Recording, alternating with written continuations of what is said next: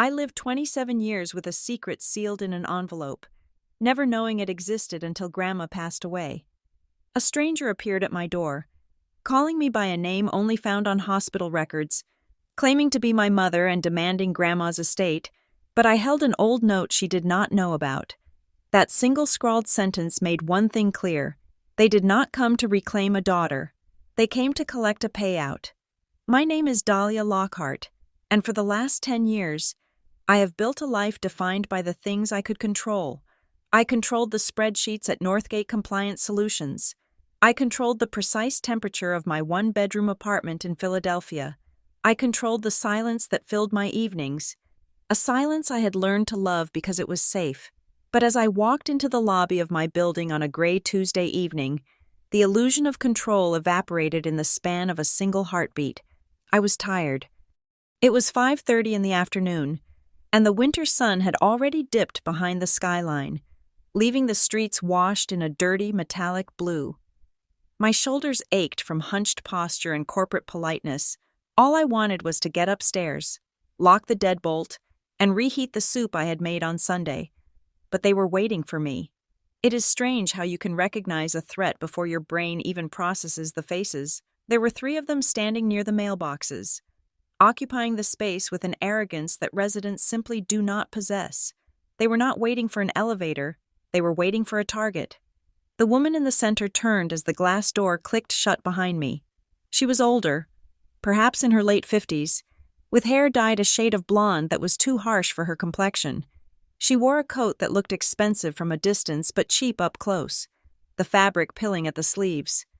Her eyes were sharp, assessing, calculating the value of my wool coat and my leather boots in a single sweep. I moved to step around them, keeping my head down, a reflex honed by years of city living. "Cassandra," the woman said. I froze. My hand tightened around the strap of my bag until my knuckles turned white. Cassandra. That was a name from a ghost story. It was a name that had not been spoken aloud in 22 years. It was the name on a birth certificate that Grandma Evie had tucked away in a drawer. A name that belonged to a frightened little girl who smelled like antiseptic and neglect. I turned slowly. "You have the wrong person." "I don't think I do," the woman said. Her voice was smoky, roughened by years of cigarettes and complaints. She took a step forward, invading my personal space with a terrifying familiarity. "Look at you. You have my chin. You have my eyes." She reached out. I flinched, stepping back until my heels hit the cold metal of the mailboxes. "Who are you?" I asked, though the bile rising in my throat told me I already knew. "I am your mother," she declared. She said it with a theatrical weight, as if she expected applause. "And I have been looking for you for a very long time." The 2 people behind her shifted. One was a man, heavy-set and balding, wearing a suit that fit him poorly. The other was a younger woman who looked enough like me to make my stomach turn, though her expression was twisted into a sneer of open hostility. "My mother is dead," I said, my voice shaking despite my best efforts to keep it steady. "Evelyn Harrow was my mother." The woman this stranger let out a sharp, dismissive laugh. "Evelyn Harrow was a thief. She was a woman who took advantage of a family in crisis. She took you when we were down, Cassandra. But we are back now." I looked at the security camera in the corner of the ceiling, praying the doorman would return from his break. "My name is Dahlia, and I am going to call the police if you don't get out of my way." "We are family," the man spoke up for the first time. His voice was deep and aggressive. "You don't call the cops on your family." "I don't know you," I snapped. The older woman, the mother, stepped closer again. She lowered her voice, dropping the theatrical reunion act for something colder, something sharper. "We know about the old lady. We know she passed away last month." The air left my lungs. Grandma Evie had been gone for 31 days. The wound was still fresh, raw and bleeding. To hear this woman speak of it with such casual calculation felt like a physical blow. "How do you know that?" I whispered. "We keep track," she said, her eyes narrowing. "We know she left everything to you, the house in Chestnut Hill, the accounts, the portfolio. There it was. I waited for the questions a mother should ask. I waited for her to ask if I was happy. I waited for her to ask what I did for a living, or if I was married, or if I remembered the color of my childhood bedroom. I waited for a single question about me, but there were none. That woman manipulated the system, the mother continued, her voice gaining speed, fueled by a rehearsed grievance. She turned you against your own blood, but you are an adult now. Cassandra, you can make it right. It is time to return what belongs to the family. We have suffered enough while you lived in luxury. You want the money, I said. It was not a question. We want justice, she corrected, but her eyes flickered to the gold watch on my wrist. We want what is ours. We have rights. We have proof. Proof? I asked. You don't even know who I am. We have the hospital records, she said, and a smug smile curled her lips. Philadelphia General, admitted June 4th, 1998, discharged to state care because of a misunderstanding. We have the papers, baby girl. We have proof that you are ours. The mention of the hospital made the world tilt on its axis. June 4th, the smell of bleach, the plastic chair in the waiting room that stuck to the back of my legs, the feeling of waiting for someone who never came back through the double doors. Get out, I whispered. We aren't going anywhere, she said. She reached into her purse and pulled out a card, shoving it into my pocket before I could pull away. You have 24 hours to call us. We want to settle this like a family. We don't want to drag your name through the mud, Cassandra. But we will if we have to. We will let everyone know how you abandoned your own flesh and blood to keep a dead woman's fortune. The elevator dinged. It was the sound of salvation. I lunged for the open doors, swiping my fob with trembling fingers.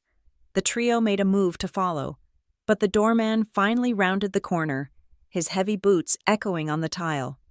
They stopped, transforming instantly from predators into victims, their postures slumping, their faces composing themselves into masks of sorrow. Think about it, honey, the woman called out as the doors slid shut. Mommy just wants you home. The doors closed, cutting off her voice. I collapsed against the metal wall of the elevator. My heart was hammering against my ribs like a trapped bird. I could not breathe. I could not think. The numbers on the display ticked upward 2, 3, 4, but I felt like I was plummeting. Mommy. The word tasted like ash. I unlocked my apartment door and slammed it shut, engaging the deadbolt, the chain, and the secondary lock Grandma Evie had insisted I install. I stood in the dark hallway, gasping for air. They knew about the house. They knew about the money. They knew my birth name. Grandma Evie had warned me. She had warned me on her deathbed, her grip surprisingly strong on my hand even as the machines beeped their rhythmic countdown. Dahlia, she had said, her eyes cloudy with medication but fierce with intent. People like that do not change. They only get hungry, if they ever come. Do not listen to their words. Listen to the paper. The paper. I kicked off my boots and ran to the bedroom.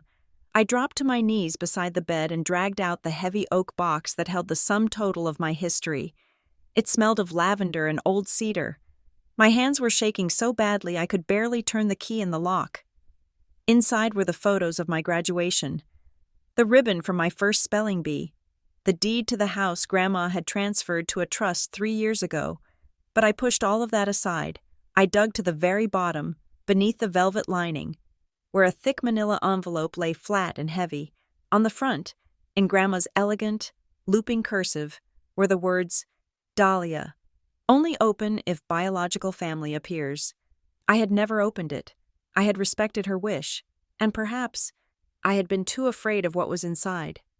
I had wanted to believe that my biological parents were tragic figures, people who had lost me due to circumstances beyond their control, a fire, a flood, a mistake they regretted every day. I tore the seal. The sound of the paper ripping was loud in the silent apartment. I pulled out the contents. There were 2 sheets of paper, The first was a photocopy of a hospital intake form from 22 years ago. It listed a child, female, age 5, presenting with malnutrition and a fractured wrist. But it was the second sheet that stopped my heart. It was a handwritten note on the back of a hospital billing dispute form. The paper was yellowed, the edges fraying. The handwriting was jagged, angry. The pen pressed down so hard, it had nearly torn through the page. I recognized the signature at the bottom. It matched the name on the card the woman had shoved into my pocket downstairs. I read the 3 sentences. I read them once, then I read them again. Then I read them a third time, letting the cruelty of the words burn away the fear that had been gripping me since the lobby. Don't call back. Don't look. I don't want the girl. The date was June 5th.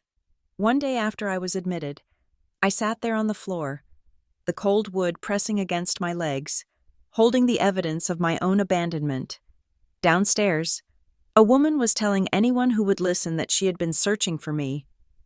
She was spinning a tale of a stolen child and a grieving mother. She was talking about justice. She was talking about blood, but she had forgotten this piece of paper. She had forgotten that 22 years ago, when asked to pay a hospital bill or take her daughter home, she had chosen to walk away. She had written her resignation from motherhood on the back of a bill because I cost too much.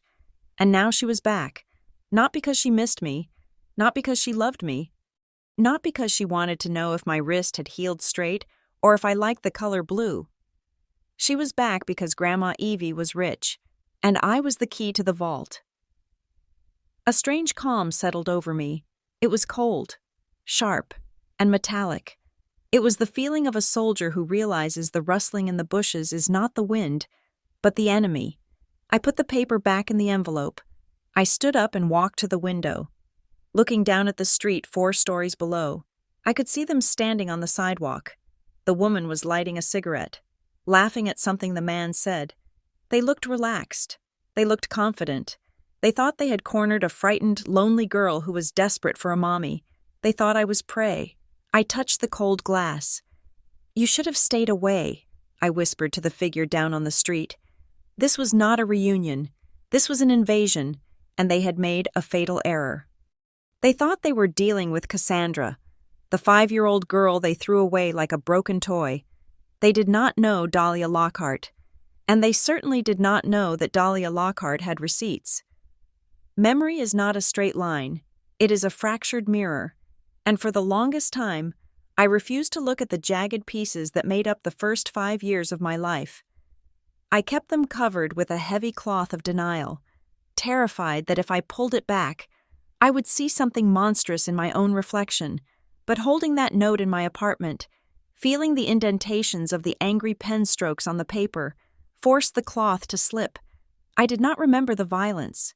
My mind had mercifully scrubbed the shouting and the bruises from the timeline, leaving only the sensation of cold.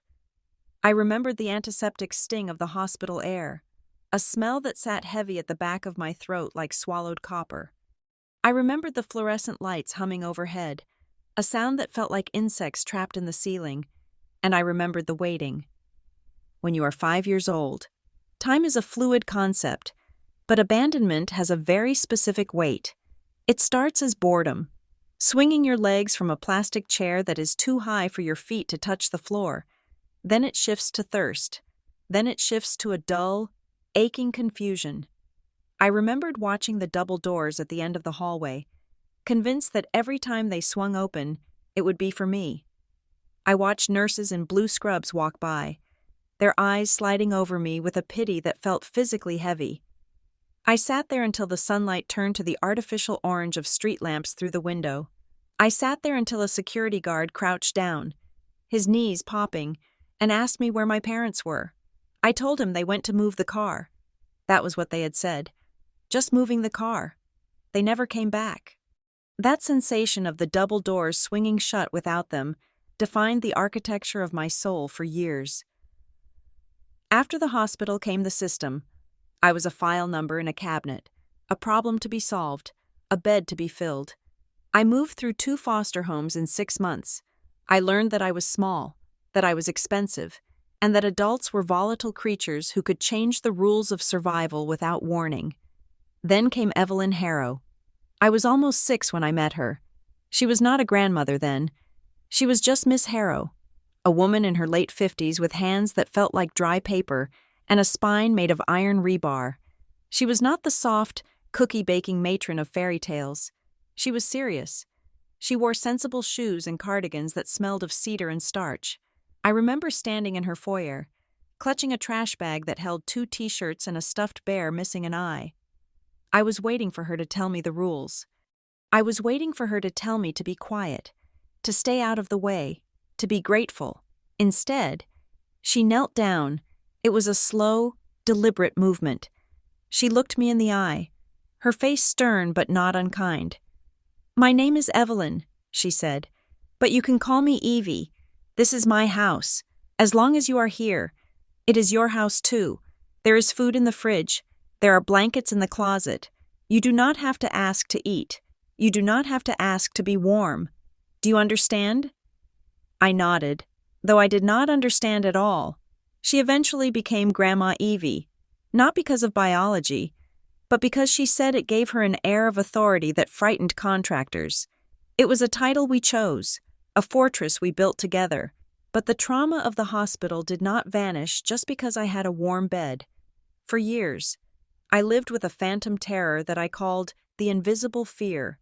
It was the absolute certainty that affection was a transaction and that my residency on Earth was conditional. I became the perfect child. I folded my laundry with military precision. I ate foods I hated without complaint. I never cried. I never asked for toys. I thought that if I was quiet enough, if I was good enough, if I took up as little space as possible, she would keep me. I thought that if I made one mistake, the car would pull up, and I would be sent back to the plastic chair in the hospital hallway. One evening, when I was 8, I accidentally broke a ceramic bowl while drying dishes. It shattered on the linoleum, blue shards scattering everywhere. I froze. My breath stopped. I immediately dropped to my knees, picking up the sharp pieces with bare hands, cutting my fingers, terrified that this was it. This was the moment I would be evicted. Evie walked in. She saw the blood on my hands. She saw the terror in my eyes. She did not yell. She did not sigh. She gently took my wrists and pulled me up. She led me to the sink and washed the cut under warm water. "Dahlia," she said, her voice firm, "it is a bowl. It is made of clay. You are made of flesh and blood. One can be replaced. The other cannot." "I'm sorry," I whispered, shaking. "Please don't send me back." That was the only time I ever saw her cry. It was just one tear, tracking through the lines of her face. She dried her hands and crouched down to my level again. "Listen to me," she said, gripping my shoulders. "You are not a rental. You are not a library book. You are my daughter. You are staying. Even if you break every bowl in this house, you are staying. Do you hear me?" From that day on, she made it her mission to reconstruct me. She did not just raise me, she trained me. Evie was not rich when she took me in. We lived on a tight budget. She worked as a bookkeeper for a local hardware store, and she saved every penny with a discipline that bordered on obsession. But she was brilliant. She had a mind for value that others missed. When I was 12, she bought a dilapidated duplex on the edge of a gentrifying neighborhood. Everyone said she was crazy. She spent her weekends sanding floors and painting walls, and I was right there beside her, wearing a dust mask that was too big for my face. "Look at the foundation, Dahlia," she would tell me, pointing a flashlight into a crawl space. "People look at the paint. They look at the curtains. Never look at the curtains. Look at the bones. If the bones are good, the house will stand." She taught me that lesson about buildings, but she was really teaching me about myself. By the time I was 16, Evie had acquired 3 more properties. She was making money, real money, but our life never changed. We still drove a 10-year-old Volvo station wagon. We still clipped coupons on Sunday mornings. "Why don't we get a new car?" I asked once, embarrassed after being dropped off at high school. "Because wealth is not what you spend," she replied without looking up from her newspaper. Wealth is what you keep. Wealth is the ability to say no to people who want to own you. She taught me to balance a checkbook before I knew how to apply eyeliner. She made me read the lease agreements for her tenants, circling the clauses that protected the landlord and the clauses that protected the renter. She taught me that a contract was a weapon and that I should never sign anything I did not understand. The world will try to take from you because you are a woman, she told me when I left for college. They will try to take your credit, your ideas, and your time. You must know the value of your own inventory. I carried those lessons into my adult life. It was why I excelled at Northgate Compliance Solutions. My job was to look at corporate structures and find the cracks, to ensure that regulations were followed and risks were mitigated. I was good at it because Grandma Evie had raised me to look for the rot behind the fresh paint. I was a professional skeptic, but there was one blind spot in my calculated life, one question I could never quite audit. My biological family. I used to ask about them when I was younger. I wanted to know why. I wanted to know if they looked like me. Evie would always grow quiet. She never lied, but she never gave me the full picture. They were broken people. Dahlia, she would say. They did not know how to be parents. The state stepped in because it had to. Do they look for me? I asked when I was 18, packing for university. Evie had paused then, her hand hovering over a stack of towels. Sometimes, people look for things not because they love them, but because they think they own them. If the truth ever comes, it will come when you are strong enough to stand in the storm, not a moment sooner. She was protecting me. I see that now. She stood as a wall between me and the vultures, absorbing the blows so I could grow up straight and tall. She continued to buy properties. By the time I was 25, Evelyn Harrow was a silent tycoon in the Philadelphia real estate market. She owned apartment complexes, commercial spaces, and a portfolio of stocks that she managed from her kitchen table. But to the outside world, she was just an old woman in a sensible coat who drove a used sedan. I was her only investment. I was the only thing she spent her heart on. When she got sick, it happened fast. Pancreatic cancer does not negotiate. It steals. In those final months, the roles reversed. I became the one checking the charts, managing the doctors, ensuring the pain medication was administered on time. I sat by her bedside in the hospice wing, holding the hand that had once pulled me up from the kitchen floor. Her skin was translucent, her grip weak. "Dahlia," she whispered 2 days before she died. "They might come." "Who, Grandma?" "The wolves," she rasped. "I kept them away. I paid the lawyers. I built trust. But death is a dinner bell for the hungry. Promise me something. Anything. Do not give them an inch," she said, her eyes suddenly fierce, the old iron shining through the haze of morphine. "You are my daughter. You earned your place. You belong to no one but yourself." "I promise," I said, choking back tears. When she died, I felt the silence of the world crash down on me. It was heavier than the silence of the hospital 22 years ago. I was truly alone. I was an orphan for the second time, drifting in a sea of grief. I thought the pain of losing her was the worst thing that would happen to me that year. I thought the funeral, the empty house, the silence of Sunday mornings was a tragedy. I was wrong. The tragedy was not the death. The tragedy was that her death unlocked the cage. While I was mourning the woman who saved me, the people who threw me away were reading the obituaries. They were looking at public records. They were calculating the value of the bones Grandma Evie had left behind. I had spent my life fearing I would be abandoned again, but as I sat in my apartment with that hospital note in my hand, I realized I had been afraid of the wrong thing. I should not have feared them leaving. I should have feared them coming back. The office of Peter Caldwell was exactly the kind of place Grandma Evie would choose to entrust with her secrets.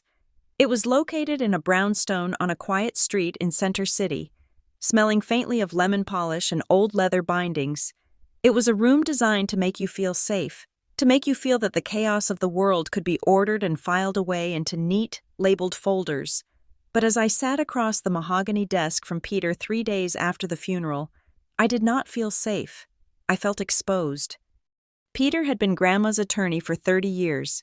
He was a man of few words, with silver hair and a gaze that always seemed to be measuring you for a suit.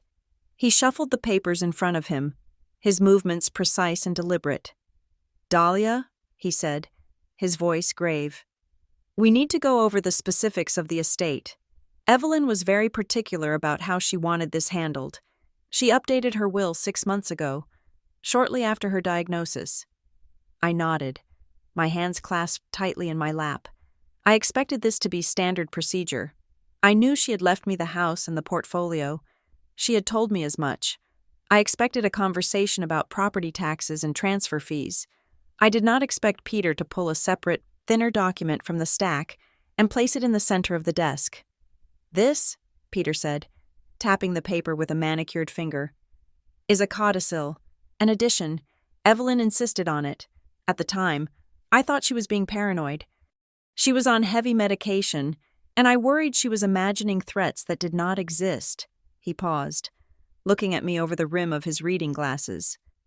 "But given the phone call my receptionist received this morning from a woman claiming to be your mother, I see that Evelyn was, as usual, the smartest person in the room." My stomach dropped. "They called you—" "They called the firm," Peter corrected, "asking about the reading of the will, asking about the value of the estate. They were very aggressive. What did you tell them?" "I told them that client confidentiality is absolute and hung up." Peter said simply, "But we need to read this clause now. Please listen carefully." He lifted the document and began to read. Article 7, Section C, regarding potential claims by biological relations. The legal language was dense, but the meaning was sharp enough to cut glass.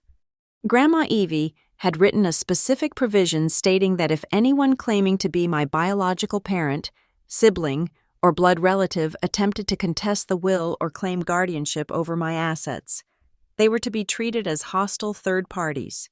I, Evelyn Harrow, declare that Dahlia Lockhart is my sole beneficiary and daughter in every way that matters to the law and to the heart. Any biological relative who abandoned her to the care of the state has forfeited all rights to her life and her legacy. If they appear, they are to be directed immediately to my legal counsel.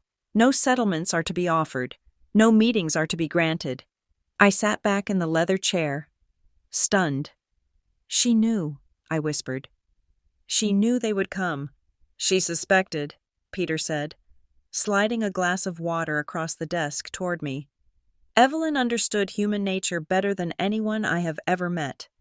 She used to tell me, 'Peter, guilt is a powerful motivator, but greed is the only thing that wakes people up from the dead.' She believed that once her obituary was published, once the size of her estate became public record, the woodworks would open up." I took a sip of the water, but it did nothing to wash away the dry taste of fear in my mouth. "So, what do? We follow her instructions," Peter said firmly. "We lock everything down, the house, the accounts, the trust. It is all in your name, protected by layers of legal iron that Evelyn spent 20 years forging. They can rattle the gates all they want. Dahlia, they are not getting in." He paused, his expression softening slightly. "But you need to be careful. Legal battles are not just about laws. They are about narratives. They are going to try to paint a picture of you. They will try to say you manipulated a lonely old woman. They will try to say you stole their place." "I didn't steal anything," I said, my voice rising. "They threw me away." "I know that," Peter said, "and the court will know that. But you need to prepare yourself for the mud they are going to sling. Do not engage with them. Do not answer their calls. Do not reply to their texts. Send everything to me." I left the office an hour later, clutching a thick folder of documents. The city outside felt different now. Every stranger on the street looked like a potential spy. Every car parked too long near the curb looked like surveillance. When I got back to the apartment, I did not go to the kitchen to make dinner. I went straight to the closet where Grandma kept her business files. I had found the personal envelope, the note from the hospital. But Peter's words had sparked a new question in my mind. If Grandma had written that clause 6 months ago, she must have had a specific reason. It was not just a vague fear, it was a reaction to a specific trigger. I pulled down a heavy plastic bin labeled Correspondence Archives. It was filled with tenant disputes, contractor invoices, and tax returns going back 15 years. I sat on the floor, cross-legged, and began to sift through the paper trail of Grandma's life. It took me 2 hours. I found it tucked inside a folder labeled Miscellaneous Legal. It was a log of phone calls from the summer of 2014, 10 years ago. I would have been 17 then, just getting ready for my senior year of high school. The log was written in Grandma's handwriting, but the ink was red. She only used red ink when she was angry. August 12th, 2014, 3:15 p.m., caller ID blocked, female voice, asked to speak to Cassandra. My breath hitched. They had tried before. I read on. I told the caller there is no Cassandra here. Caller persisted, said she wanted to reconnect now that the girl was almost 18, said she heard I was doing well with the properties. My hands trembled as I turned the page. August 14th, 2014. Caller again. This time a man. Aggressive. Said they have rights. Said they could sue for custody even at this late stage. I told them if they ever called this number again, I would file a police report for harassment and expose the hospital records to the local press. And then, a final entry, circled 3 times in red. August 15th. They called again. The man was shouting. I told them that if they ever harassed this family again, I would ensure they regretted it. Blocked. I stared at the page. Darlene Prescott, that was the name. The woman in the lobby, the woman who had shoved the card in my pocket. Grandma had stood between me and them 10 years ago. She had taken the calls, absorbed the venom, and shut them down without ever telling me a word. I remembered that summer. I remembered Grandma being particularly strict about me being home before dark. I remembered her installing a new security system. I had thought she was just being overprotective. She was not being overprotective. She was holding the line. She had buried this secret to give me a normal senior year, to let me go to prom without looking over my shoulder, to let me apply to college without wondering if my tuition money would be drained by a lawsuit. I closed the file, feeling a surge of fierce, hot love for the woman who had raised me. She had fought a war in silence so I could live in peace. My phone buzzed on the floor beside me. I picked it up, expecting a text from a friend or an email from work. It was an email from an address I did not recognize. The subject line read, "Regarding your inheritance, family rights." My thumb hovered over the screen. Peter had said not to engage, but I had to look. I had to know what they were saying. I opened the email. Dear Cassandra, we know you are confused. We know the old woman told you lies about us. She was a sick woman who needed to control someone, and she chose you. But we are your family. We have legal rights to the estate of Evelyn Harrow because she obtained custody of you through fraud. We have hired counsel. We are prepared to show the court that you were coerced into staying away from us. We just want what is fair. We want to be a family again, and we want the resources to heal the trauma you caused by abandoning us. The audacity was breathtaking. They were accusing me of abandoning them, but it was the attachment at the bottom of the email that made my blood run cold. It was a photograph. It was a picture of the young woman I had seen in the lobby, the one who had sneered at me. She was sitting at a kitchen table, looking at the camera with a soft, practiced smile. But the caption below the photo was what mattered. This is Brianna, your sister. She needs you. She deserves her share of the family's luck. I zoomed in on the photo. The girl, Brianna, was wearing a necklace. It was a distinctive gold locket. I recognized it instantly. It was identical to one Grandma Evie had kept in her jewelry box, a locket she told me she had bought at an estate sale years ago. But seeing it around this girl's neck, a terrible realization clicked into place. Grandma hadn't bought that locket. That locket had been mine. It must have been on me when I arrived at the foster home, or maybe it was the one thing from my biological family that Grandma had kept, thinking I might want it one day. But I had never seen it, which meant I scrambled up and ran to Grandma's bedroom. I threw open her jewelry box. The locket was gone. I stood there, the empty velvet slot staring back at me. They had not just called 10 years ago. They had been close. Close enough to take something no. That was impossible. Grandma's security was tight. Then I realized the truth.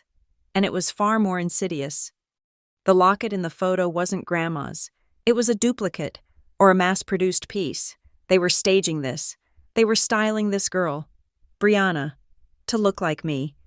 They were dressing her up, giving her props, creating a visual narrative to present to a jury.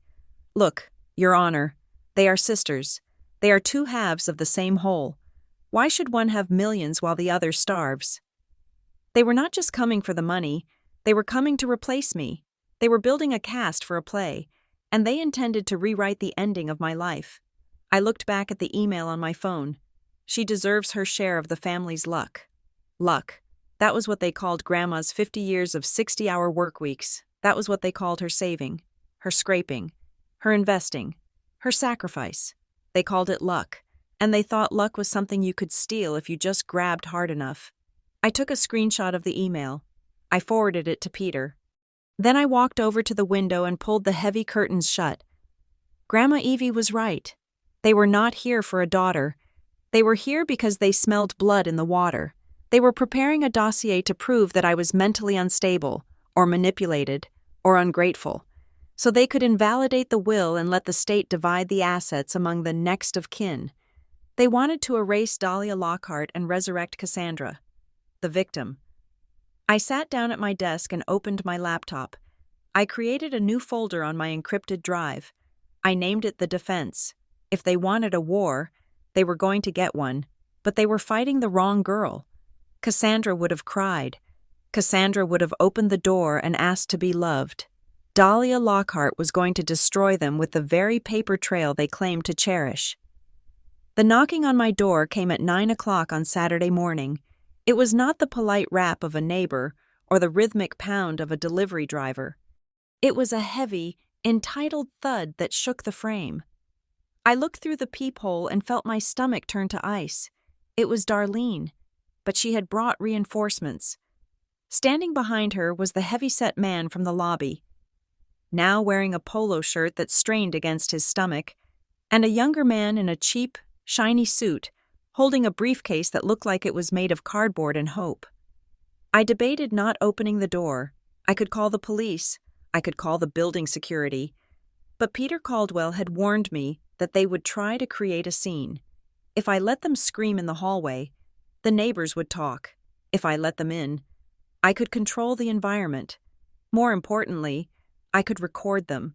I tapped the app on my phone to start the audio recording and slipped it into my back pocket. Then I opened the door. "Oh, look at you!" Darlene cried out before I could even speak.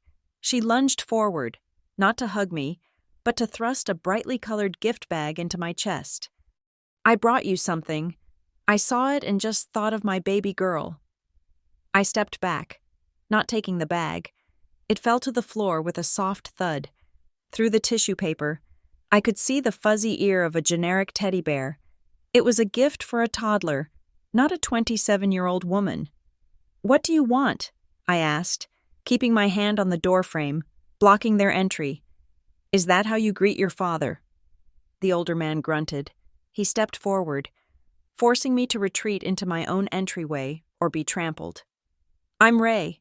I'm the one who held you when you were born." "And I'm Marcus," the younger man said, sliding past me with the grease of a used car salesman. "I'm your cousin. I'm also advising the family on legal matters during this difficult transition." They were inside. In seconds, the dynamic of my apartment shifted. It ceased to be my sanctuary and became a showroom. Darlene did not look at my face. Her eyes were darting around the room, cataloging everything. She looked at the flat-screen television. She looked at the imported rug Grandma Evie had bought in Morocco. She looked at the silver candlesticks on the mantel. Her expression was a mix of hunger and resentment. "You live nice," she said, her voice dripping with a sickly sweetness. "Real nice. While your family has been struggling to pay rent in a basement, you've been living like a queen. I work for this. I said coldly. Please state your business and leave. We just want to talk. Cassandra, Ray said, dropping onto my sofa without asking. He spread his arms wide, claiming the space. We want to know our daughter. We missed so much. The school plays, the birthdays. It broke your mother's heart every single day. Darlene sniffed loudly, wiping a dry eye. I used to set a place for you at the table, every Christmas, an empty plate for my lost angel. It was a good performance. If I did not know better, I might have felt a pang of guilt, but I was watching Ray's eyes. He was not looking at me. He was looking at the vase on the coffee table, turning it slightly to check for a brand mark. If you missed me so much, I said, staying standing. Tell me something about me. What was my favorite color when I was 5? What was the name of the stuffed animal I slept with? What am I allergic to? The room went silent. Marcus shifted his weight. Darlene blinked, caught off guard. You were quiet, Darlene improvised. You liked dolls. You were a sweet, quiet little thing. I was allergic to penicillin, I said. And I didn't like dolls. I liked trucks. Grandma Evie kept my journals. Grandma Evie. Darlene spat the name out like a curse. The mask of the grieving mother slipped, revealing the jagged anger underneath. That woman was a predator. She didn't save you, Cassandra. She stole you. She saw a poor family going through a hard time, and she used her money to buy a child. She poisoned you against us. She told you we didn't want you. Didn't she? She told me the truth, I said. She lied, Ray shouted, slamming his hand on his knee. She was a kidnapper, a legal kidnapper. She took advantage of the system to rip a family apart. She brainwashed you, Marcus added smoothly, stepping in to de-escalate. It's called parental alienation. It's a form of abuse. We believe you are a victim, Cassandra. We believe Evelyn Harrow manipulated you to serve her own ego. My blood was boiling. To hear them speak her name in this house, surrounded by the things she had worked for, felt like a desecration. Wait here, I said. I walked to the bedroom and retrieved the envelope. I pulled out the photocopy of the handwritten note. I walked back into the living room and held it up, facing Darlene. June 5th, 1998, I said. Read it. Darlene squinted at the paper. I watched her face.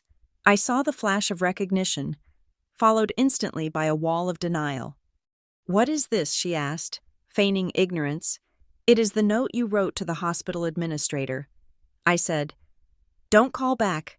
Don't look. I don't want the girl. You signed it. You walked away because you didn't want to pay the bill for my broken wrist. Darlene laughed. It was a shrill, nervous sound. This is fake. That old witch forged it. She spent years creating paper trails to cover her tracks. It's your handwriting, I said.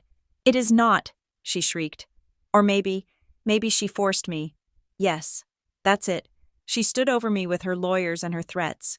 I was young. I was scared. I would have signed anything to keep them from hurting you. The pivot was seamless. In one breath, it was a forgery. In the next, it was a coerced confession. They had an answer for everything because the truth did not matter to them. Only the narrative mattered. We need to speak to this lawyer of yours, Marcus said, trying to regain control. We need to discuss the restitution for the years of emotional distress this family has suffered. And frankly, we need to discuss the estate. There is nothing to discuss, I said. Marcus lowered his voice, leaning in conspiratorially. Look, we know there is trust. We know there are properties. We are not greedy people. We just want what is fair. If you give the family their rightful share, we can put all this ugliness behind us. We can be a family again. Then he asked the question that gave the whole game away. How much is in the trust? Exactly is it 5,000,010? I looked at them. I looked at Darlene, whose eyes were wide with anticipation. I looked at Ray, who was practically drooling at the mention of the numbers. Get out, I said. Now, wait a minute. Ray started to stand up. Get out, I screamed, my voice cracking with a rage I had suppressed for 27 years. Get out of my house before I call the police and show them the recording I've been making since you walked in." The mention of the recording made Marcus stiffen.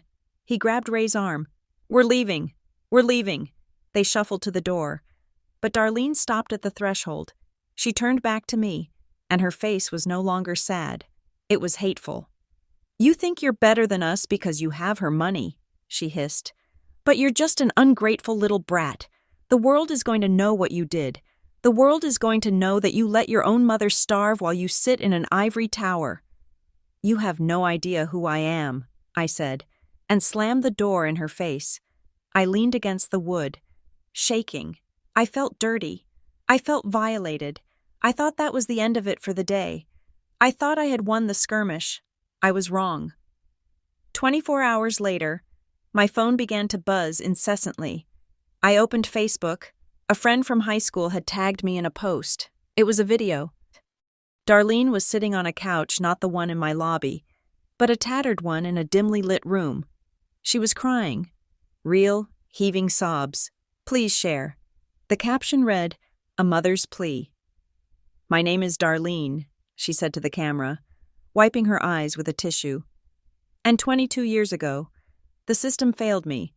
A rich woman used her lawyers to take my baby girl away because I was poor. She legally kidnapped my daughter. I have spent every day since then praying for her return." The video cut to a picture of me, a photo taken from my LinkedIn profile placed next to a photo of the girl, Brianna, wearing the fake locket. "We found her," Darlene continued, her voice breaking. "We found our Cassandra, but the woman who took her, she poisoned her mind. She left her millions of dollars, but on the condition that she never speaks to her real family. My daughter is trapped by money. She shut the door in my face. She told me I was nothing." Darlene looked directly into the lens. "I don't want the money. I just want my daughter back. But she says as long as she has the inheritance, she doesn't need a mother. Please, help me bring Cassandra home." I scrolled down to the comments. There were hundreds of them. "This is disgusting. Rich people think they can buy anything. Boycott Northgate compliance. Is this who you employ? That girl looks so arrogant. Look at her suit. She forgot where she came from. Go get her." "Mama, we support you." My heart hammered against my ribs. They were not just trying to sue me, they were trying to break me. They knew they could not win in a court of law with forged notes and lies. So they had taken the case to the court of public opinion. They were painting a masterpiece of fiction where I was the villain. Grandma Evie was the monster, and they were the martyrs. I watched the share count tick up, 500, 600, 1,000. They were holding my reputation hostage. The message was clear: pay us, or we will burn your life to the ground. I put the phone down on the table. My hand was steady now. The shaking had stopped. Grandma Evie had taught me about leverage. She had taught me that when someone tries to blackmail you, it is because they have nothing else to sell. They wanted a public fight. They wanted to talk about the past, fine. I would give them a history lesson they would never forget. But I would not do it on Facebook. I would do it under oath. The viral video of Darlene crying on that tattered sofa was still circulating, racking up shares and sympathetic comments from strangers who thought they were watching a Hallmark movie. But inside the glass-walled conference room of Peter Caldwell's law firm, the emotional noise of the internet did not exist. There was only the hum of the air conditioning and the crisp sound of pages turning. Peter sat at the head of the table. I sat to his right. We were not looking at Facebook. We were looking at the architecture of a lie. "We have a choice, Dahlia," Peter said, removing his glasses and rubbing the bridge of his nose. "We can fight this in the court of public opinion, where facts do not matter and the loudest voice wins, or we can fight this in a court of law, where perjury is a felony." "I don't want to argue with them on the internet," I said. My voice was steady. The fear from the lobby was gone, replaced by the cold, analytical precision Grandma Evie had drilled into me. "I want to bury them with paper." "Good," Peter said. "Then let us begin with the adoption records. I have successfully petitioned the court to unseal the raw files from 1998. It wasn't easy. The state likes to keep those doors locked to protect the privacy of the biological parents. But given the public nature of their claims, the judge agreed that privacy is no longer a relevant concern. He slid a heavy box across the polished table. "This is the unvarnished truth of your first 5 years." I opened the box. It smelled of dust and old toner. Inside were not just the intake forms I had seen, but the nurse's notes, the social worker's daily logs, and the police reports. I needed to understand the language of this box. I knew compliance, but I did not know medical bureaucracy. That was why I had called Brooke Hayes. Brooke was a friend from my university days who had spent the last decade working as a charge nurse in the busiest trauma center in Philadelphia. She arrived at the law firm 20 minutes later, still wearing her scrubs, holding a large coffee. "Okay," Brooke said, snapping on a pair of latex gloves she had pulled from her pocket out of habit. "Show me what you have." We laid the documents out like a mosaic. Brooke moved her finger down the columns of the hospital intake form from June 4th, 1998. "Here," she said, pointing to a code in the upper right corner. Code 349, in the late 90s. That wasn't just a standard discharge code. That was the administrative code for social service referral. Guardian absent. It means they didn't just step out for a smoke. Dahlia? They were paged, repeatedly. She flipped to the nurse's shift log. Her eyes scanned the handwritten scrawl. "Look at this timestamp," Brooke noted. 11:40 p.m. Note says mother refused to sign a liability waiver. Stated she cannot deal with this right now. Left premises. Brooke looked up at me, her expression hard. "That is not a kidnapping. That is a refusal of care. If they are claiming they were coerced or that the hospital stole you, this log proves they voluntarily walked out the door almost 12 hours before the state even got involved." "We knew that," I said, "but the public doesn't—" "Wait," Brooke said. She leaned in closer to the page. "Look at the transfer documents. The hospital name." I looked. The letterhead read HUD. Jude's Mercy Hospital. "St. Jude's closed in 2004, Brooke said. "It was bought out by a larger healthcare conglomerate, and the records were moved to the State Central Archive in Harrisburg. It is a labyrinth. If Darlene claims she has proof from the hospital, she would have had to navigate a system that most lawyers can't even figure out." "She said she had records," I recalled. "She shoved that card in my pocket," Peter spoke up. "We requested copies of the evidence they plan to submit to the probate court. They sent over a digital scan of a birth certificate and a visitation log."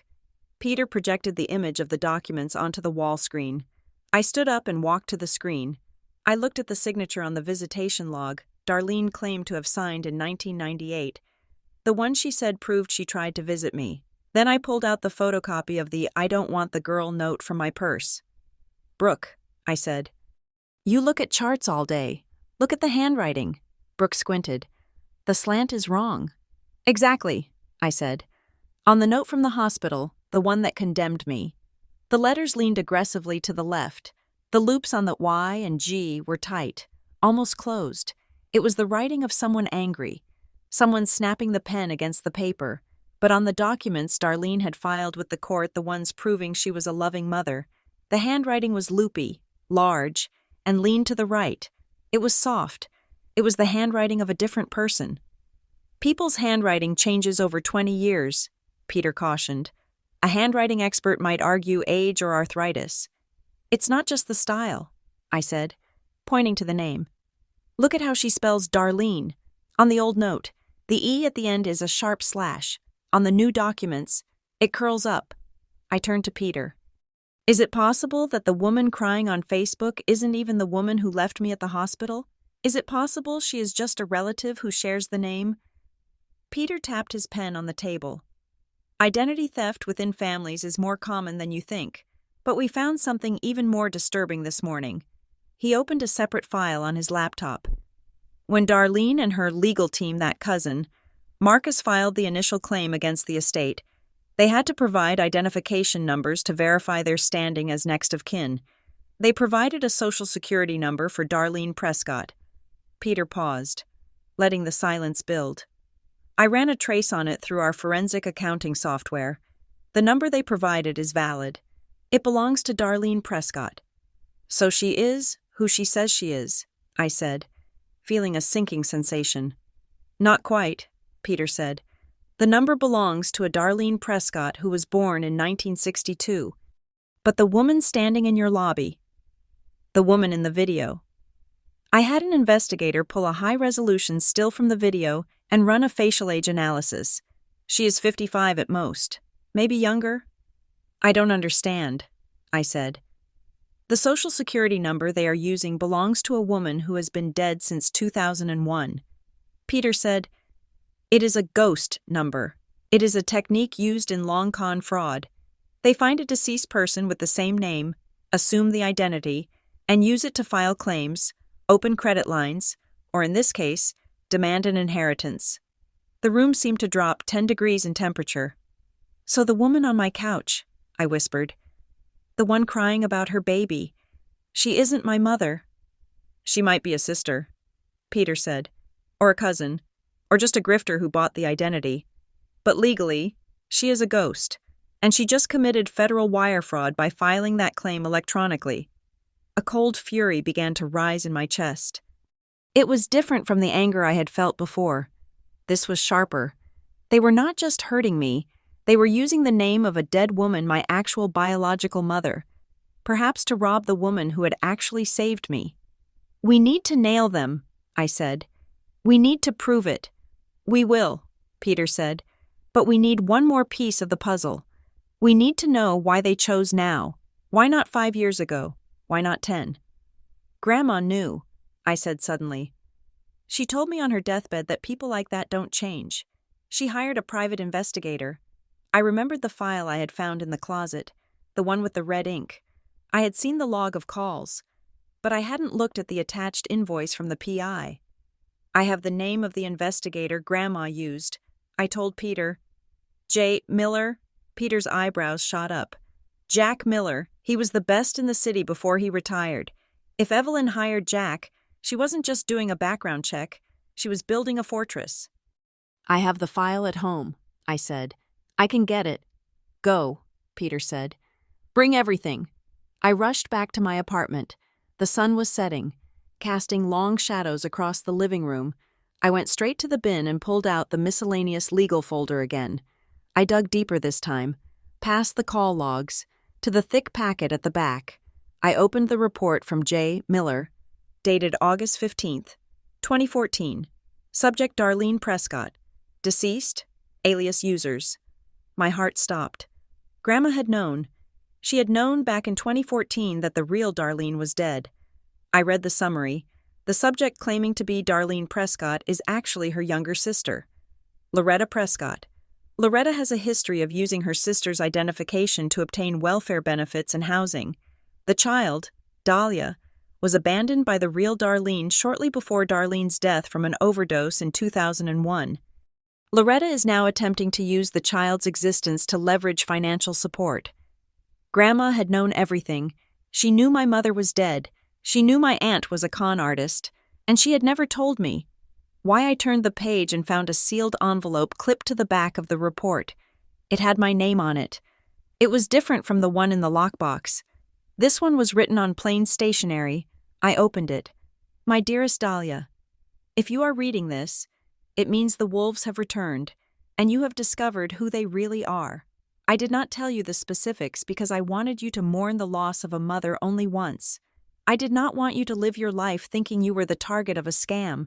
I wanted you to feel chosen, not hunted. But now you know. They are not coming for a daughter.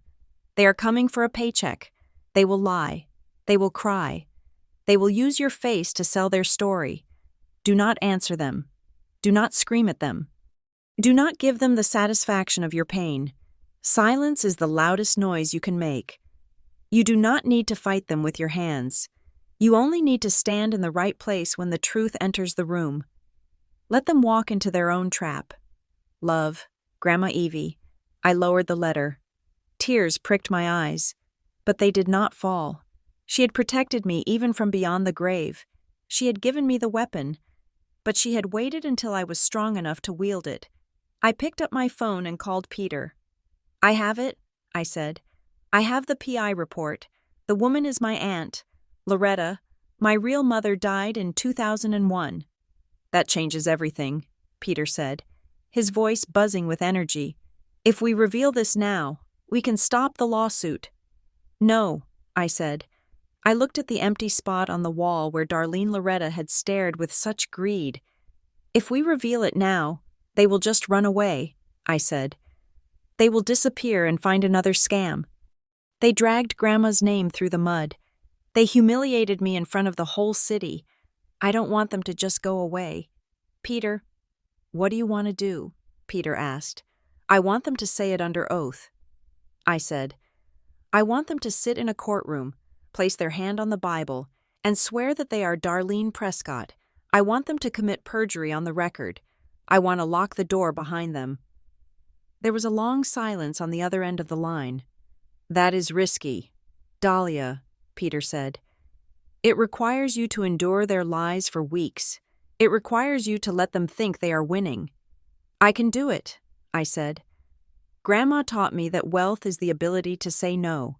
I am going to say no to them in a way they will never recover from. All right, Peter said. We proceed to discovery. We let them file their affidavits. We let them dig the hole. And when the court date comes, we hand them the shovel. I hung up the phone. I walked to the window and looked down at the street. The protesters were gone. The sidewalk was empty. Let them have their Facebook likes. Let them have their moment in the sun. I had the truth, and I was going to wait until the lights were brightest to drop it like a guillotine. The sanctuary of my office at Northgate Compliance Solutions was a glass-walled box on the 14th floor. For 5 years, this space had been my fortress. It was where I was not Dahlia the orphan or Dahlia the foster kid. I was Dahlia Lockhart, senior risk analyst. I was respected. I was invisible in the best possible way. But on a Tuesday morning, 10 days after the initial confrontation in my lobby, the phone on my desk rang with the specific, jarring double tone of an internal line. I picked it up. Dahlia, the voice of our HR director, Karen Vance, was tight. Could you please come down to my office now? It was not a request. I walked the corridor to the elevators, my heels clicking on the tile. Feeling the phantom sensation of eyes on my back, I knew, with a sick certainty, that this was not about a missed deadline or a compliance oversight. The infection had breached the containment zone.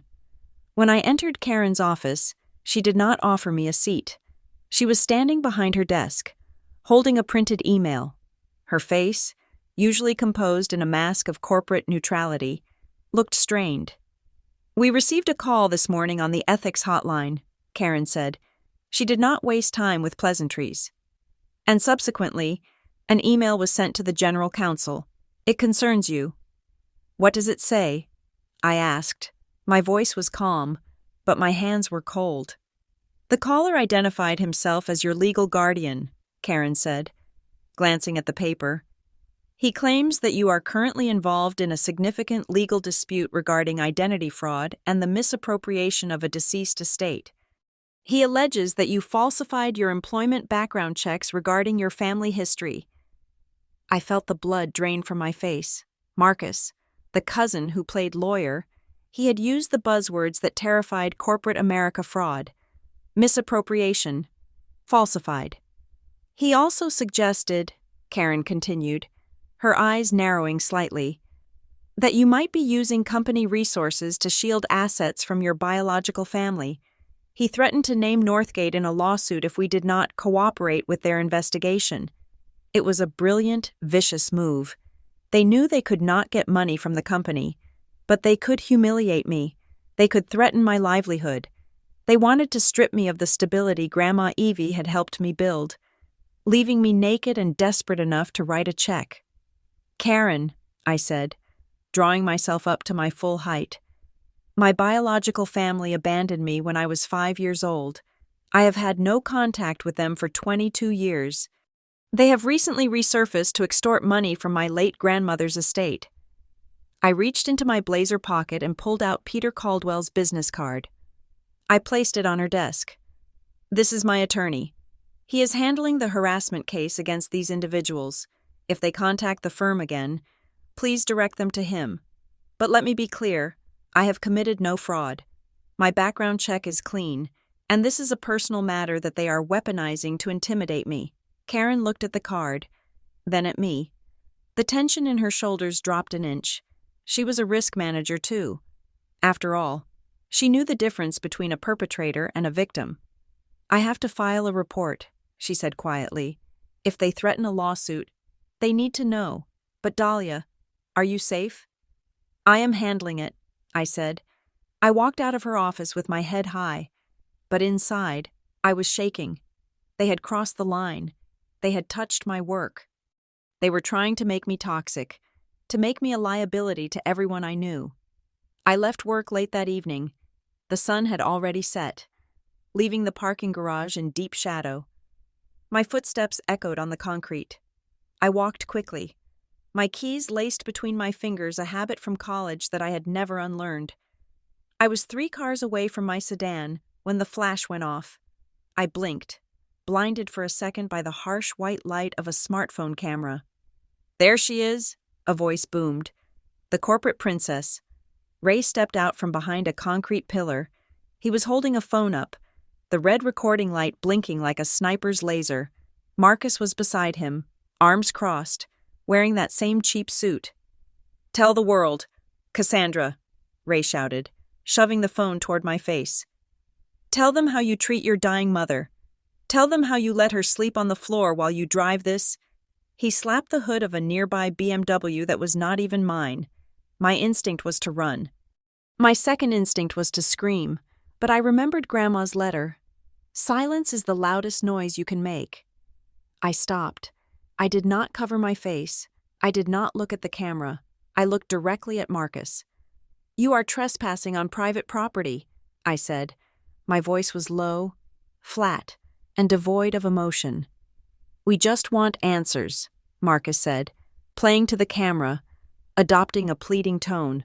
"Why won't you talk to us? Why won't you help your sister?" Ray circled me, the phone lens inches from my ear. "Are you ashamed of us? Is that it? We aren't good enough for your fancy friends." They were trying to provoke a reaction. They wanted me to slap the phone away. They wanted me to scream a slur. They wanted a 10-second clip they could edit out of context to prove I was the unstable monster they claimed I was. I took a deep breath. I unlocked my car. "Any communication must go through Peter Caldwell," I said. "Lawyers?" Ray spat. "Always hiding behind lawyers. Be a woman. Face your father." I opened the car door. Ray put his hand on the window, preventing me from closing it. For a second, the threat became physical. I could smell the stale tobacco and onion on his breath. "You think you're smart," he whispered, low enough that the phone microphone might not pick it up. "But we are going to bleed you dry." I looked him in the eye. I thought about the PI report in my safe at home.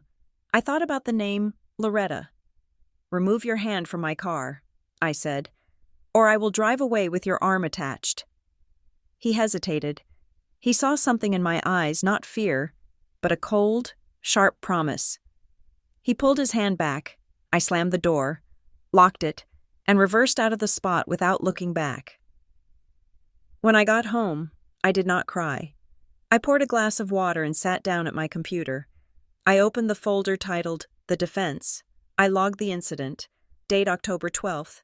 Time 7:40 p.m. Location Northgate Parking Garage. Subjects Ray and Marcus.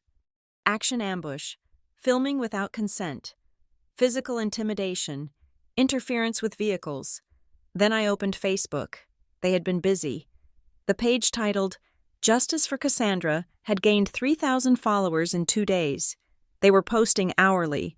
There were photos of me from my high school yearbook, side by side with photos of the fake sister, Brianna, looking destitute, but the newest post made my breath catch in my throat. It was a photo taken at Grandma Evie's funeral. It was a long-distance shot, blurry, taken from across the cemetery. It showed me standing by the grave, head bowed. The caption read, "She cries for the woman who stole her, but laughs at the woman who gave her life." The comments were a cesspool of hatred. "Ungrateful brat.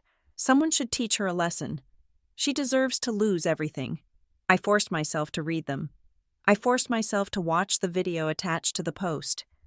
It was a live stream from earlier that day, presumably before they ambushed me at work. Loretta, still playing the role of Darlene, was sitting in a diner booth. She looked tired, her hair disheveled.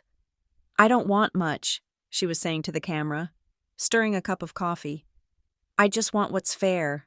That woman, Evelyn, she was rich. You know, she didn't just have that big house on the hill. She had 3 other houses. She had rental units in West Philly. She had millions tucked away." I paused the video. I rewound 10 seconds. She had 3 other houses. My hand hovered over the keyboard. Grandma's real estate portfolio was private. The deeds were held in the name of a holding company, Harrow Associates. Her name did not appear on the public tax records for the rental units. Only Peter Caldwell and I knew the full extent of the holdings.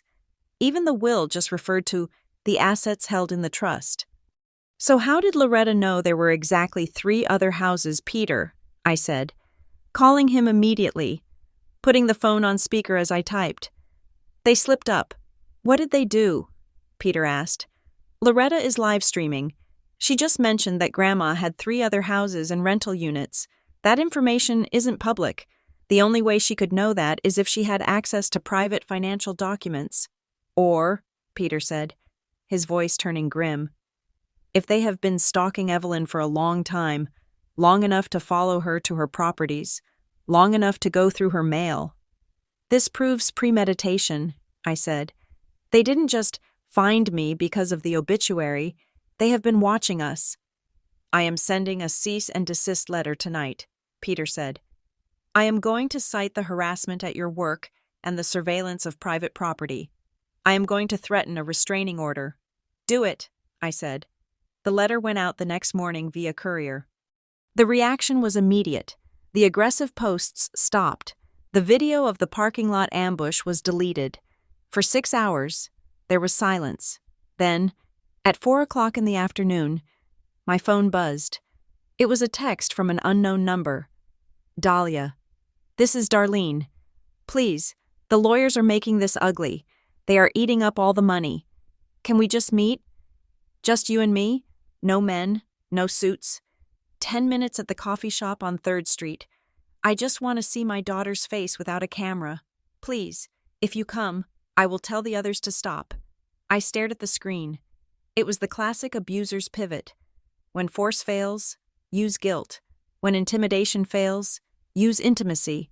She wanted to get me alone. She wanted to get me away from the legal protection Peter provided. If I met her, she could claim I promised her a settlement. She could record me saying something out of context. Or worse, she could simply try to hurt me. I did not reply. Instead, I took a screenshot of the text. I added it to the log. Date October 13th. Time 4 p.m. Subject: Loretta alias Darlene. Action attempt to bypass legal counsel. Attempt to arrange an unmonitored meeting. I was building a wall. Every text was a brick. Every video was a mortar. I spent the weekend reviewing the footage from the camera I had installed in my own hallway, a discreet doorbell cam I had put in after the first visit. I archived the clips of them banging on my door. I downloaded the voicemails where Marcus's tone shifted from professional to threatening. I was no longer a victim waiting for the blow. I was a forensic accountant of my own trauma. On Monday morning, the final escalation arrived. I was at my desk, analyzing a risk report for a client, when Peter called. "It is done," he said. "They have stopped playing games on Facebook." "What happened?" "They filed a formal petition in probate court this morning," Peter said. "They are contesting the will of Evelyn Harrow. They are alleging undue influence and fraudulent concealment of a minor. They are asking the judge to freeze all assets pending a DNA test and a full investigation." "So it is war," I said. "It is war," Peter agreed. "But Dahlia, looking at their filing, they made a mistake. They submitted an affidavit signed by Darlene Prescott." I felt a cold smile touch my lips. "They signed it?" I asked. "Under penalty of perjury." "They did," Peter said. "They just swore to a judge that a dead woman is walking into his courtroom." "Let them come," I said. "Let them walk right in." I hung up the phone and looked out the window at the Philadelphia skyline. The gray clouds were gathering, heavy with rain. They thought they had escalated the fight. They thought dragging me into court was their victory. They did not realize that by stepping into the courtroom, they were stepping out of the shadows where they thrived and into the light where I could see them. They were coming for the money. I was waiting for the truth. The probate court of Philadelphia County smelled like floor wax, old paper, and despair. It was a place where grief was itemized, cataloged, and taxed. I sat at the defendant's table next to Peter Caldwell, keeping my back as straight as the spine of a new book. I was wearing my darkest navy suit, the one I usually saved for audits with federal regulators. I wanted to look like the personification of the law, boring, impenetrable, and correct. Across the aisle, the circus had assembled. Loretta, who was legally swearing to be Darlene, sat in the center. She had abandoned the cheap coat for a modest black dress that looked brand new. She wore a string of pearls that I suspected were plastic, and she held a handkerchief that remained dry despite how often she dabbed her eyes. Ray sat to her left, looking uncomfortable in a tie that was too tight, while Marcus sat to her right, whispering into the ear of the attorney they had somehow managed to hire. Their lawyer was a man named Mr. Greaves, which felt too on the nose for a probate hearing. He was young, aggressive, and wore a suit that was slightly too shiny under the courtroom lights. "All rise," the bailiff droned. Judge Eleanor Sterling entered. She was a woman in her 60s with a face carved from granite and eyes that had seen every variation of human greed imaginable. She sat down, adjusted her glasses, and looked over the rim at the two tables. "We are here in the matter of the estate of Evelyn Harrow," Judge Sterling said. Her voice was dry, like leaves scraping on pavement. "And the petition to contest the will filed by—" She glanced at the paperwork. "Ms. Darlene Prescott." "Yes, Your Honor." Mr. Greaves stood up, buttoning his jacket. "My client is the biological mother of the sole beneficiary, Ms. Dahlia Lockhart.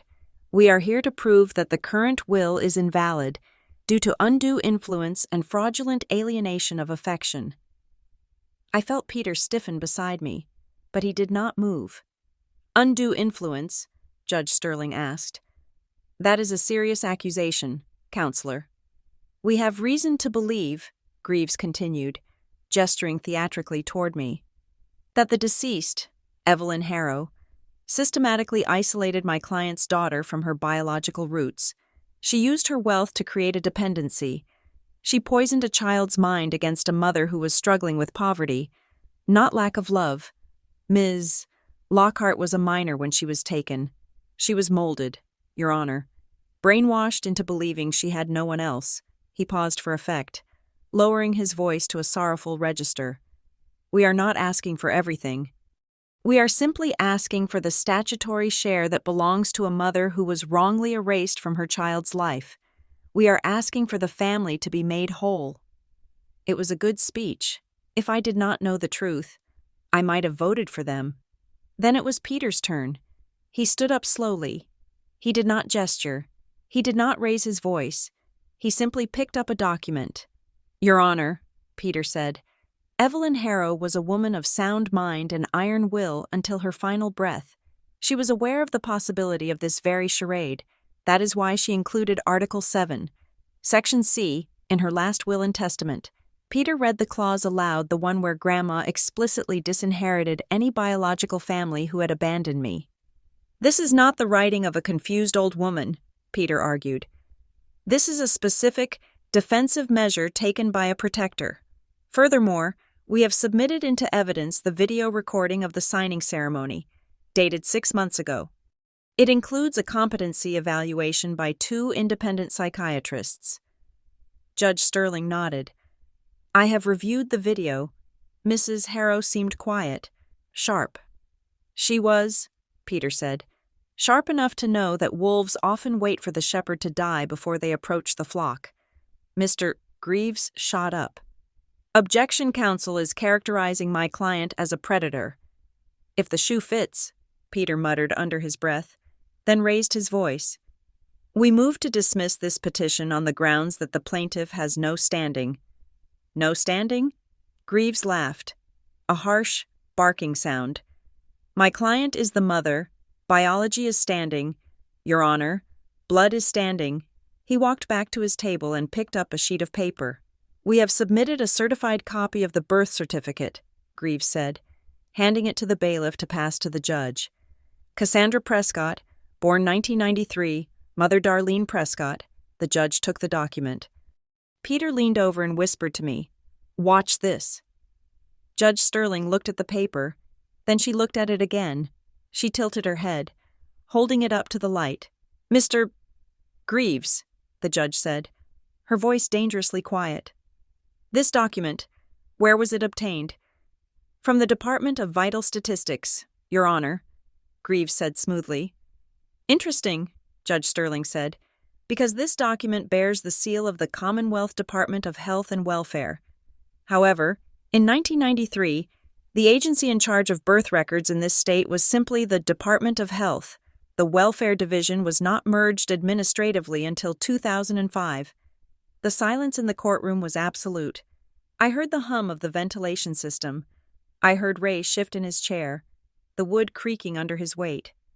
"It must be a reissued copy," Greaves stammered, the shine on his suit seeming to dull instantly. "A modern print." "A reissued copy would be marked as such," Judge Sterling said. "This purports to be an original. Mr. Greaves, are you submitting a forged public record in my courtroom?" I am submitting what my client provided, Your Honor," Greaves said, throwing Loretta under the bus with impressive speed. Loretta stood up. "I kept it in a box," she cried out, her voice trembling with practiced indignation. "For 20 years. Maybe the state made a mistake. Why is everyone looking at the paper? Look at the blood. Look at me and her." She pointed a shaking finger at me. "We need a DNA test," Greaves said quickly, trying to pivot away from the disastrous document. "The court must order a genetic comparison. That will settle this once and for all." I looked at Loretta. I expected to see fear. I expected to see the panic of a con artist whose prop had just failed. But I didn't. Loretta was smiling. It was a small, tight smile, barely visible, but it was there. She looked confident. My stomach twisted. Why would she be confident Peter and I knew she was the aunt, not the mother? A DNA test would show a match. Yes, but a match for an aunt, not a parent, unless they had a way to cheat the test, or unless they knew that a partial match would be enough to drag this out for years. Inconclusive results, or high probability of relation, could act as enough leverage to freeze the assets indefinitely. "Your Honor," Peter said, "we welcome a DNA test. In fact, we insist on it, but we request that it be performed by a court-appointed laboratory, with strict chain of custody protocols." "Granted," Judge Sterling said. "Samples will be collected immediately following this hearing." Greaves looked relieved. He thought he had bought time. He turned to Loretta and nodded. Then, he made a mistake. He decided to go for an emotional closing beat to wash away the stain of the forged certificate. "While we wait for science," Greaves said, "let us listen to the heart. Ms. Prescott, would you like to tell the court why you are here?" Loretta walked to the stand. She swore on the Bible. She sat down and looked at me with eyes that were wet with tears she could summon on command. "I just want my baby back," she sobbed. "I remember the day she was born. It was raining. I held her, and she opened her eyes. Those beautiful, bright blue eyes. Just like my mother's. I called her my little ocean." She sniffed, wiping her nose. "I promised her I would never leave her, but they took her. They took my blue-eyed girl." I sat very still. I reached into my purse and pulled out a small compact mirror. I clicked it open. I looked at my reflection. My eyes were hazel, a muddy, greenish brown. They had never been blue, not at birth, not now. I snapped the compact shut. The sound echoed like a gunshot in the quiet room. Peter stood up. He did not need to be theatrical. The truth was doing the work for him. "Mrs. Prescott," Peter said, remaining at our table. You say you remember your daughter's eyes vividly. I do, Loretta said, clutching her chest. A mother never forgets. Dahlia, Peter said softly, please stand up and look at the judge. I stood. I turned my face toward the bench. The overhead lights hit my face directly. Judge Sterling leaned forward. She looked at me. Then she looked at Loretta. The record will reflect, Judge Sterling said, her voice icy, that the defendant's eyes are hazel. There is not a trace of blue in them. Loretta froze. Her mouth opened, then closed. They changed, she stammered. Baby's eyes change. Not from blue to brown after 5 years of age. Peter said, and certainly not in the memory of a mother who claims to have been obsessed with finding her. Ray put his head in his hands. Marcus was furiously texting someone under the table. Your Honor, Peter said, moving in for the kill. Since we are discussing memory and documentation, the defense would like to submit one final piece of evidence for today's hearing, Exhibit C. He walked to the bench and handed the judge a plastic evidence bag. Inside was the yellowed, torn note I had retrieved from the lockbox. This note, Peter said, turning to face the courtroom, was found in the personal effects of the deceased. It is dated June 5th, 1998. It is written on the back of a billing dispute form from St. Jude's Mercy Hospital. Peter adjusted his glasses and read from his copy. Don't call back. Don't look. I don't want the girl. A gasp went through the few spectators in the back, mostly court clerks and board interns. Loretta's face turned a shade of gray that matched the courtroom walls. This is the love the plaintiff speaks of, Peter said. This is the resignation of motherhood. We have a handwriting expert prepared to testify that the aggressive, angular script on this note matches samples of Darlene Prescott's writing from the late 90s samples we obtained from public welfare applications. He paused, letting the implication hang in the air. However, Peter continued, his voice dropping to a dangerous whisper, the handwriting on this note does not match the signature on the affidavit filed by the woman sitting in this courtroom today. Greaves jumped up. Objection counsel is testifying. I am stating the grounds for a motion to dismiss with prejudice and a referral to the district attorney's office for fraud. Peter shot back. Judge Sterling slammed her gavel. The sound made everyone jump. That is enough, she barked. She looked at the yellowed note in the evidence bag. She looked at the fake birth certificate. She looked at Loretta, who was now shrinking into her chair, looking less like a grieving mother and more like a trapped animal. I am not dismissing this case today, Judge Sterling said, because I want to see those DNA results. I want to know exactly who is sitting in my courtroom before I decide which statute regarding fraud to apply. She pointed the gavel at Loretta, Ray, and Marcus. But hear this. Until we reconvene, I am issuing a temporary restraining order. You are to have zero contact with Ms. Lockhart. You do not call her. You do not email her. You do not post about her on Facebook. If I hear that you have so much as breathed in her direction, I will hold you in contempt and put you in a cell until you remember the color of your own eyes. Do you understand? Yes, Your Honor. Greaves whispered. Court is adjourned. The gavel banged. I let out a breath I felt like I had been holding for an hour. My legs felt weak. Peter packed his briefcase methodically. We hurt them, he said quietly. But they are not dead yet. The DNA test is the variable.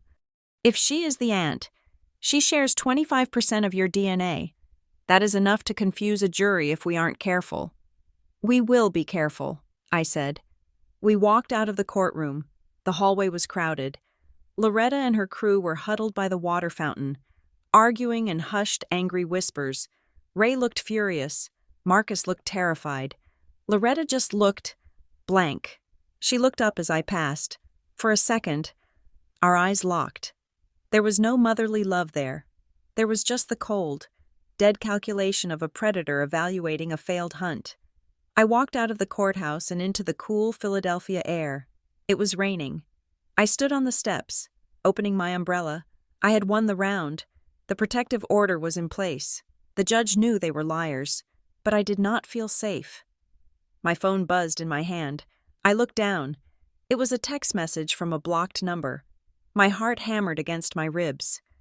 Had they already violated the order? Was it Ray threatening me again? I swiped the screen to unlock it. The message was short. It was not from Ray. It was not from Loretta. Do not trust that woman. She is not your mother. But she is not just an imposter. Either. Check the death certificate for Darlene Prescott again. Look at the cause of death. I stared at the screen as the rain drummed against the fabric of my umbrella. Look at the cause of death. I had read the PI report. It said overdose. It was a standard tragedy in the neighborhoods where Darlene had lived. But the text implied something else. I looked around the busy plaza. Lawyers, clients, tourists. Anyone could have sent it. Someone else was watching. And for the first time, I realized that this game was not just about money. It was about a body buried 24 years ago, and the secrets that had been buried with it. The rain in Philadelphia has a way of washing away the grime on the sidewalks, while making the grime of the city's secrets feel stickier. I stood under the awning of the courthouse, staring at the text message on my phone until the screen timed out and went black. Do not trust that woman. She is not your mother. I did not go home. I went straight to Peter Caldwell's office. When I arrived, Peter was already on the phone, his tie loosened, a half-eaten sandwich pushed to the side of his desk. He waved me in, his eyes hard and focused. He listened for a moment, scribbled something on a legal pad, and hung up. That was the private investigator, Peter said without preamble.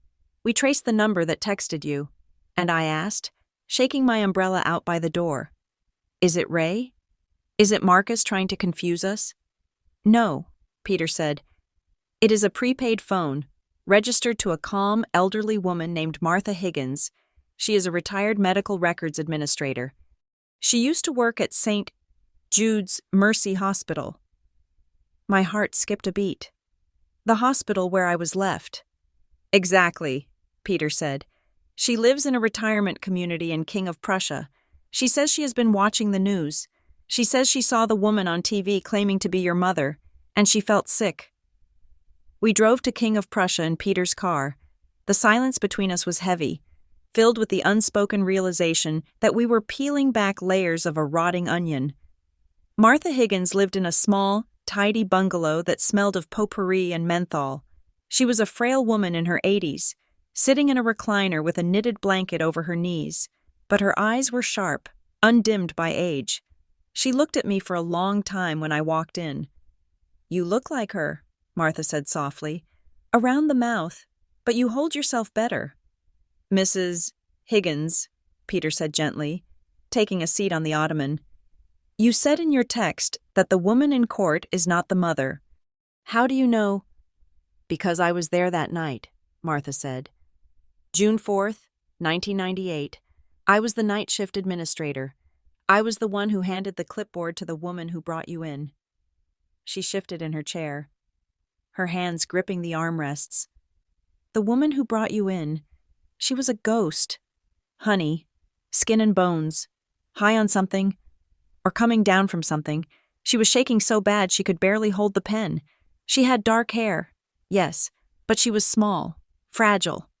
Martha paused, looking at the television where a muted news channel was playing.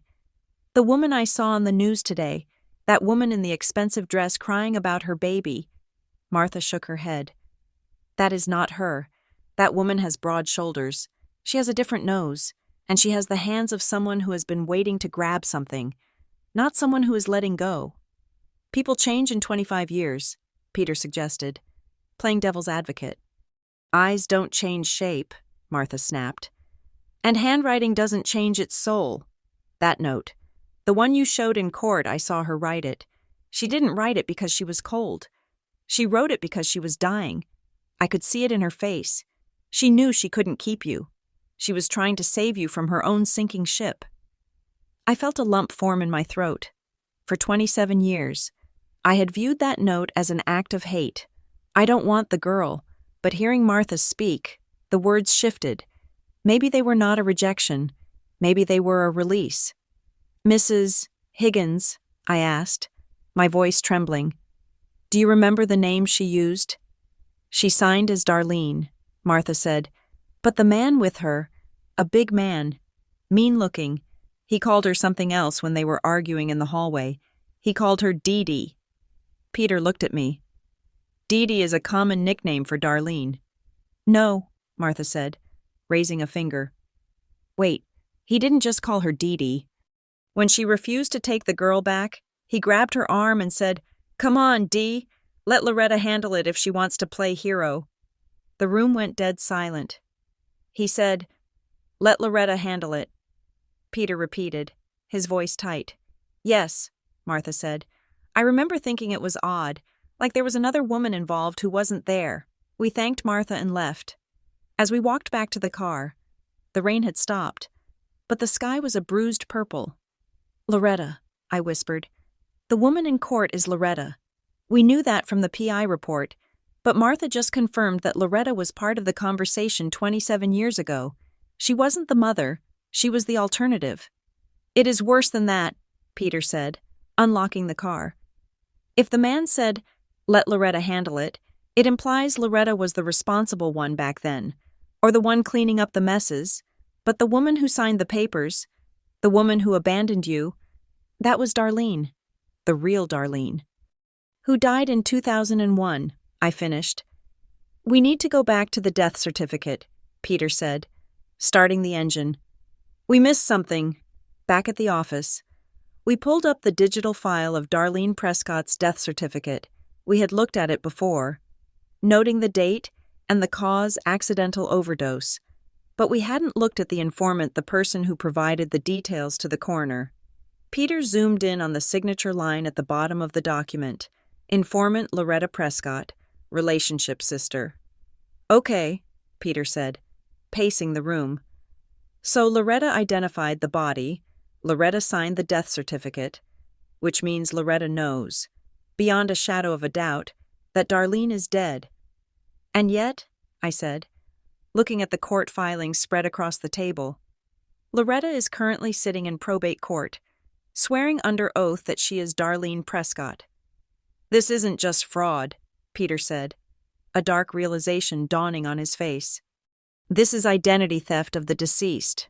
She's been wearing her dead sister's skin for 20 years. Why, benefits," I said. Grandma Evie had taught me about the welfare system's cracks. If Darlene had children, me claiming benefits under her name might have been easier, or maybe Darlene had a clean record and Loretta didn't. "But there is a bigger problem for them," Peter said. "If Darlene is the biological mother, and Darlene is dead, then her rights to the estate died with her, unless she left a will naming Loretta as beneficiary. Loretta gets nothing, and since Darlene died destitute in 2001, she definitely didn't leave a will. So Loretta has to be Darlene," I said. "She has to be alive to inherit. That is why she is posing. If she admits she is the aunt, she gets nothing because the will specifically disinherits biological family. But a mother has a stronger statutory claim in the eyes of a jury." "We have them," Peter said. "We just need to force the court to see it." Peter drafted a motion immediately. It was an emergency motion for discovery of identity documents. We were demanding not just the birth certificate, but the original Social Security card, the driver's license history, and the marriage license of the woman claiming to be Darlene Prescott. We were calling their bluff. If she was Darlene, she would have paperwork dating back 40 years. If she was Loretta, there would be a gap or two sets of records overlapping, but I could not shake the feeling that we were still missing a piece of the emotional puzzle. The money explained the greed, but it did not explain the timing. Why wait until Grandma dies? Why not blackmail us 5 years ago? I went home that night and opened the archives bin again. I went back to the red ink file, the log of the calls from 2014. I read the entry again. August 12th, 2014. Female voice, asked to speak to Cassandra. Grandma had written, "Caller persisted, said she wanted to reconnect." I had assumed this was Loretta trying to run a scam, but something Martha had said nagged at me. She was trying to save you from her own sinking ship. I looked at the notes Grandma had scribbled in the margins. Background noise. A man shouting, "Sounds like put it down." I froze. I had missed that detail before. Put it down. The caller wasn't just persistent. She was being coerced, or stopped. I flipped to the next page. August 14th. Caller again, this time a man. I looked at the number recorded in the log. It was a landline. I pulled out my laptop and typed the number into a reverse lookup tool.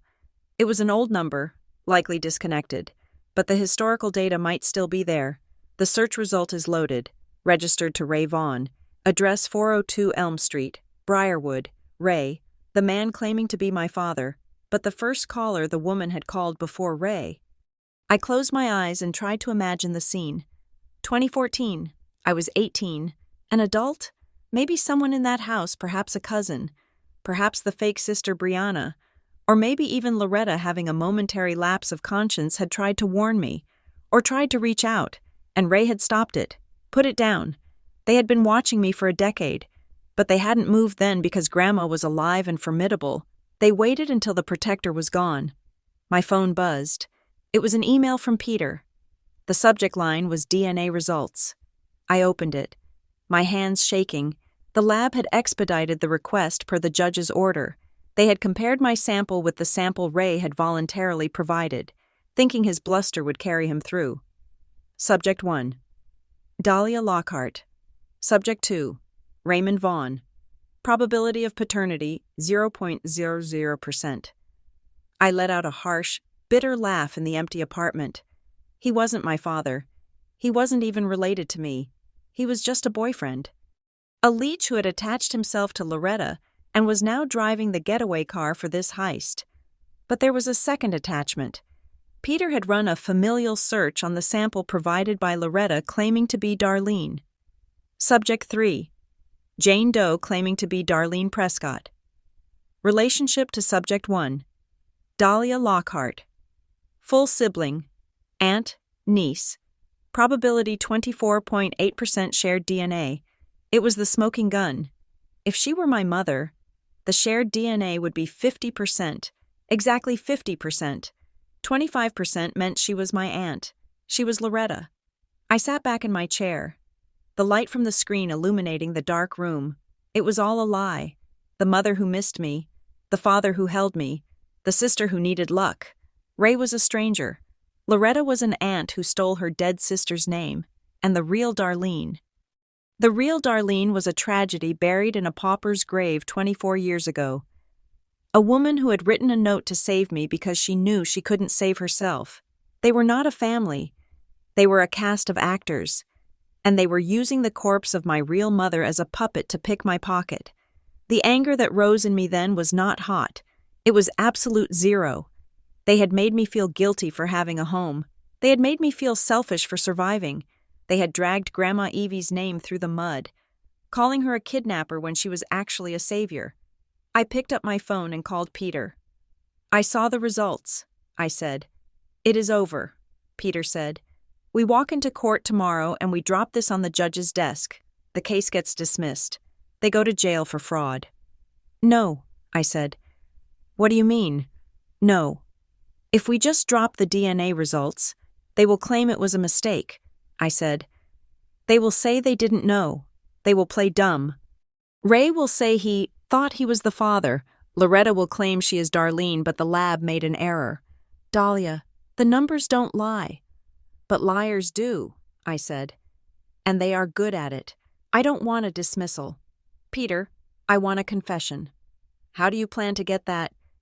We let them testify, I said. Tomorrow is the deposition phase. We let them tell their story one more time. We let them commit to the lie on the official record, in detail. We ask them about the day I was born. We ask Ray about the hospital. We let them weave the noose so tight they can't slip out. That is dangerous, Peter warned.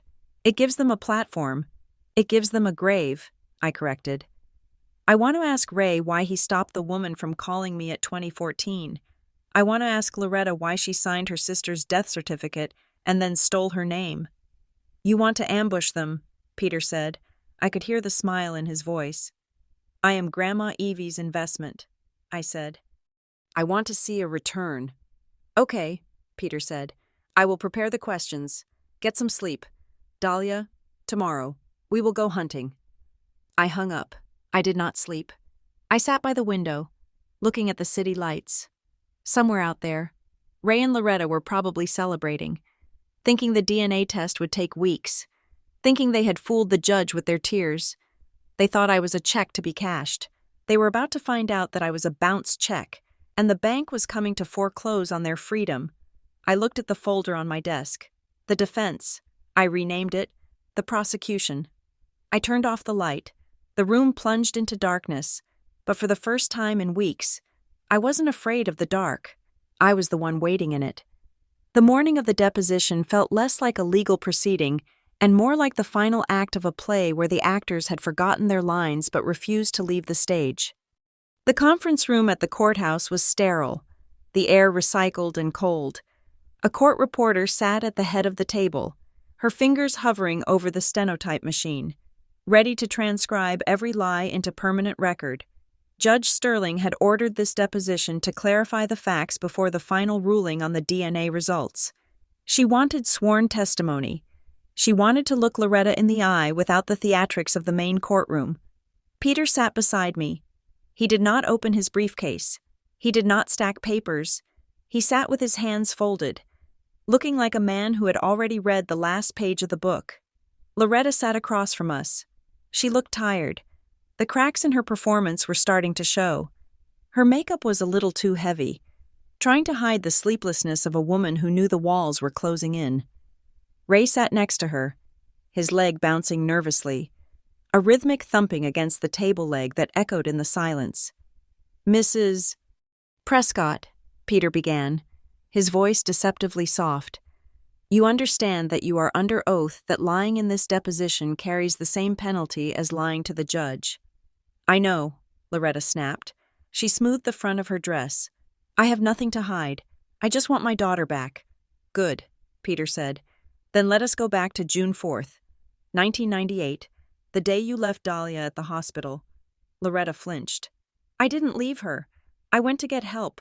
I went to move the car." "Of course," Peter said. "Walk me through the logistics. You were stressed? You were young. Do you remember the drive there?" "Like it was yesterday," Loretta said, launching into the monologue she had clearly rehearsed in front of a mirror. "It was raining. Dahlia was crying because her wrist hurt. I was panic-stricken. I just drove to the nearest emergency room." "And you spoke to the triage nurse?" Peter asked. "Yes, a nice woman, older." "And the doctor?" "He was tall," Loretta improvised. "Dr. Evans, I think, or Edwards." Peter didn't blink. He just nodded. "And the room? Do you remember the room?" "It was small," Loretta said, gaining confidence. "White walls, a window looking out at the parking lot. I remember staring out that window at the sign, praying for a miracle." "The sign," Peter repeated. "You looked out the window and saw the hospital sign." "Yes," Loretta said, tears welling up in her eyes again. "I looked at that big blue sign and asked God why he was testing me." Peter leaned forward. The trap was set. "And what did the sign say? Mrs. Prescott?" Loretta hesitated for a fraction of a second. She looked at Ray, but Ray was staring at the floor. She looked at me. Then she looked back at Peter, deciding to commit to the detail to sell the emotion. "It said, University Health System," she said firmly. "I remember the blue letters. University Health System, West Campus. I remember thinking it looked so cold." The silence that followed was heavy. I heard the court reporter's keys clacking. Peter smiled. It was a terrifying, shark-like smile. "That is fascinating," Peter said, "because in 1998, the hospital was called St. Jude's Mercy. It was run by the Catholic Archdiocese. The signage was red, and it featured a cross, not blue letters." Loretta's mouth opened, but no sound came out.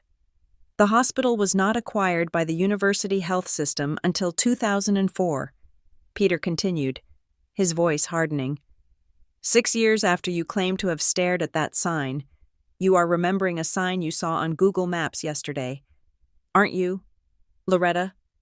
I called it what people call it now," Loretta stammered, her face flushing a deep, blotchy red. "I got confused." "Let's move on," Peter said, cutting her off. He slid a piece of paper across the table. It was a copy of the handwritten note. "Don't call back. Don't look. I don't want the girl." "You claimed in open court that you wrote this note under duress," Peter said. "Is that still your testimony?" Loretta looked at the paper as if it were a bomb. If she denied it, she contradicted her previous claim. If she admitted it, she owned the cruelty. "Yes," she whispered. "I wrote it, but I didn't mean it." "You wrote it," Peter repeated. He reached into his briefcase and pulled out a thick report bound in black plastic. "This is a forensic handwriting analysis conducted by a court-certified expert. It compares the script on this note to the signature on your driver's license, your welfare applications from the last 10 years, and the affidavit you signed last week." He opened the report to a page covered in red diagrams showing slope and pressure points. "The person who wrote this note used heavy downward pressure. They held the pen in a fist. The loops are angular. Your handwriting, Mrs. Prescott, is light. It loops to the right. The expert concludes with 99% certainty that you did not write this note." I was shaking," Loretta cried out. "My hand was different back then." "Or," Peter said, leaning in, "you didn't write it because Darlene Prescott wrote it, the real Darlene, the sister whose identity you have been wearing is like a costume." "Objection," their lawyer shouted, waking up from his stupor. "You are badgering the witness." "I am impeaching the witness," Peter shot back. "Dahlia," Peter turned to me. "Play it." I pulled out my tablet. I had cleared this with Judge Sterling's clerk earlier. It was admissible as a declaration of intent from the deceased. I pressed play. The volume was turned up to the maximum. Grandma Evie's face filled the screen. She was sitting in her favorite armchair, looking frail but fierce. The date stamp in the corner was from 2 months before she died. "Dahlia, my love," Grandma's voice filled the cold room. Hearing it made my chest ache, but I kept my eyes on Loretta. "If you are watching this, it means they have come back. It means they are telling you that I stole you. They are lying." Loretta stared at the screen, mesmerized. "I want you to know the truth," Grandma continued. "I didn't keep them away with lawyers. I kept them away with silence. They never called to ask how you were. They never sent a birthday card. The only time I heard from the family was in 2014, when a woman called asking for money, and when I refused, a man got on the line and told me to keep the little burden because they had enough mouths to feed." On the screen, Grandma leaned closer to the camera. "They chose to leave. Dahlia, you do not owe them your life. You do not owe them my legacy. You are free." The video ended. The screen went black. Loretta was shaking, not the fake, theatrical shaking of a grieving mother, but the violent tremors of someone who has lost control of the narrative. "That old witch," Loretta hissed. The mask dropped completely. Her face twisted into a snarl. "She sat up there in that big house judging us. She didn't know what it was like to be hungry." "We are done here," Peter said, closing his folder. "We have enough for the judge." "No," Ray slammed his hand on the table. "We aren't done. You think a video and some handwriting tricks are going to stop us? We are the parents. The law says you are committing fraud," Peter said, standing up. "And when the DNA results are unsealed in the next session, the law is going to say you are going to prison." Peter motioned for me to leave. We walked out of the conference room into the hallway. "Wait." Loretta ran after us. We stopped near the elevators. The hallway was empty except for a bailiff standing near the security checkpoint about 30 feet away. Loretta grabbed my arm. Her grip was painful. "You listen to me, you little ungrateful brat," she whispered, her voice venomous. "You think you can just walk away with millions? We know where you live. We know where you work. If we go down, we are dragging you down with us. I will tell the press you paid us off. I will tell them you hired someone to fake the DNA. I will make your life a living hell until you wish you were back in the gutter where we found you." I looked down at her hand on my sleeve. "Are you threatening me?" "Loretta," I asked loudly. "I'm promising you," she hissed. "You give us the settlement. or I burn your reputation to ash." "That is unfortunate," a deep voice said from behind her. Loretta spun around. The bailiff had moved. He was standing right behind us, and more importantly, the court reporter had followed us out to ask Peter a question about the transcript. She was standing there, witnessing everything. "Ma'am," the bailiff said, his hand resting on his belt, "step away from the plaintiff." "She provoked me," Loretta shrieked, backing away. "I heard the threat," the bailiff said, "and I believe the court reporter heard it too." The elevator doors opened, but Peter held up a hand. "We aren't leaving. Dahlia, we are going to the judge's chambers. Now." 10 minutes later, we were standing in front of Judge Sterling's desk. The bailiff had relayed the incident in the hallway. The court reporter had confirmed the threat. Judge Sterling's face was a mask of cold fury. "Mr. Greaves," she said to the opposition lawyer, who looked like he wanted to dissolve into the floor, "your clients just threatened a witness in the hallway of my courthouse, and based on the deposition transcript I have just been handed, your client cannot even identify the hospital where she claims to have given birth." "Your Honor, emotions are high," Greaves tried. "This is not emotion," Judge Sterling cut him off. "This is a hustle." She turned to her clerk. "Contact the district attorney's office. Tell them I suspect a violation of the Identity Theft Penalty Enhancement Act. I want a marshal on the door. No one leaves this building until I have reviewed the preliminary DNA results." Loretta let out a small, strangled noise. Ray looked at the window as if calculating the drop. I stood there, feeling a strange sensation wash over me. It was grief, but it was also clarity. For weeks, they had spun a story about a mother's love. They had tried to make me feel small. They had tried to make me feel like I was the villain for having a grandma who loved me. But standing there in the judge's chambers, stripping away the lies, I saw them for what they were. They weren't family. They weren't even effective criminals. They were just people who believed that because I was once a victim, I would always be a victim. They thought the little girl in the hospital waiting room was still sitting there, desperate for anyone to come back. They didn't realize that girl had walked out of the hospital 27 years ago. Judge Sterling looked at me. "Ms. Lockhart, are you all right?" "Yes, Your Honor," I said. "I am just ready for the truth to be the only thing left in the room." "The final hearing will be tomorrow morning," Judge Sterling said. "I am unsealing the DNA results then, and I suggest," she glared at Loretta, "that you bring a toothbrush, because if those papers are fake, you are not going home." We walked out. This time, Loretta didn't chase me. She sank onto a bench in the hallway, putting her face in her hands. It wasn't the posture of a crying mother. It was the posture of a gambler who had bet the house on a pair of twos, and just realized the dealer was holding a royal flush. I walked past her without slowing down. I didn't look back. I had an envelope to open, and for the first time in my life, I wasn't afraid of what was inside. The gavel did not bang to start the session. Judge Eleanor Sterling simply walked in, her black robe billowing around her like a storm cloud, and took her seat. She did not look at the papers in front of her. She looked directly at the table where Loretta, Ray, and Marcus sat. The silence in the courtroom was heavy, suffocating.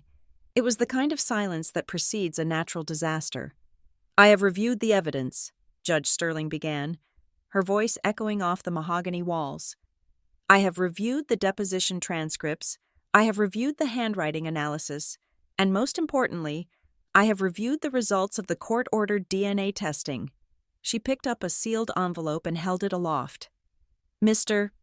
Greaves," she said to their lawyer, who was already sweating through his shiny suit, "your opening argument was based on the sanctity of blood. You claimed that biology grants rights that supersede a legal will. You claimed that this is a case of a stolen child and a grieving family." She ripped the envelope open. The sound was sharp, violent. "Let us discuss biology." She pulled out the sheet. "Regarding the alleged father, Raymond Vaughn, the probability of paternity is 0%. Not low, not unlikely. 0. Mr. Vaughn, you are a genetic stranger to the defendant. Your claims of holding her at birth are perjury." Ray slumped in his chair, his face turning a sickly shade of gray. He did not look at Loretta. He looked at the exit sign. "Regarding the alleged mother," Judge Sterling continued, turning her gaze to Loretta, "the test confirms a genetic match. However, the shared DNA is 25%. This is consistent with an aunt, a niece, or a half-sibling. It is statistically impossible for a biological mother and child." The judge lowered the paper. "So, we have a problem. We have a woman sitting in the plaintiff's chair claiming to be Darlene Prescott, the biological mother, but the science says you are not the mother. And the public records state that Darlene Prescott died of an overdose in 2001. Loretta stood up, her chair scraping loudly against the floor. "There was a mistake. The lab made a mistake. I am Darlene." "Sit down," Judge Sterling barked. It was not a request. It was a command that rattled the windows. Loretta collapsed back into her seat. "This court finds," Judge Sterling read from her ruling, "that the plaintiffs have failed to prove standing. Furthermore, the court finds that the petition to contest the will of Evelyn Harrow is frivolous, malicious, and built upon a foundation of identity fraud." She turned to Peter and me. "The last will and testament of Evelyn Harrow is hereby upheld in its entirety. The clause disinheriting biological relatives is valid and activated. The trust, the real estate, and all assets remain the sole property of Dahlia Lockhart." I felt Peter's hand gently squeeze my arm. I let out a breath, my shoulders dropping 2 inches. But the judge was not finished. "This was not a family reunion," Judge Sterling said, her eyes boring into Loretta. "This was a raid. You identified a wealthy estate. You identified a vulnerability in the beneficiary's past, and you constructed a narrative to exploit it. This is harassment. This is profiteering, and it is a mockery of this court." She picked up a second file, the thick stack of evidence Peter had submitted, including the death certificate and the handwriting analysis. "I am referring this entire file to the district attorney's office," the judge announced. "There are significant questions here regarding Social Security fraud, perjury, and identity theft. Mr. Greaves, I suggest you advise your clients to remain in the state, as I suspect investigators will want to speak with them before the sun goes down." "Your Honor!" Loretta screamed. She lunged forward, grabbing the table edge. The mask of the grieving mother had dissolved, leaving only a desperate, cornered woman. "I gave birth to her. I know I did. You can't take my money. It's mine. That old woman stole it from us." "You haven't even proved who you are," Judge Sterling cut her off, her voice like ice. "The only thing you have proved is that you are willing to desecrate the memory of a sister and the peace of a niece for a payout. Bailiff, remove them." "No," Loretta shrieked as the bailiff moved in. "She owes me. I am the only family she has left." "Order." The gavel came down. "I am issuing a permanent protective order. Ms. Lockhart is to be shielded from any contact. If you approach her home, her place of employment, or her person, you will be arrested immediately. Get them out of my courtroom." As the bailiff ushered them toward the side door, the door that led not to the lobby, but to the processing area, Loretta turned back to look at me. Her eyes were wild. "You are nothing without us," she yelled. "You are just a throwaway kid." Peter looked at me. "Do you want to say anything? You have the right." I stood up. The room went quiet. Loretta stopped fighting the bailiff. Even Ray looked up. I did not scream. I did not cry. I smoothed the front of my suit.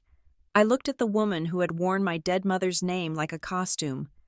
"I am not a throwaway kid," I said. My voice was calm, carrying to the back of the room without effort. "And I am not a lost asset for you to claim.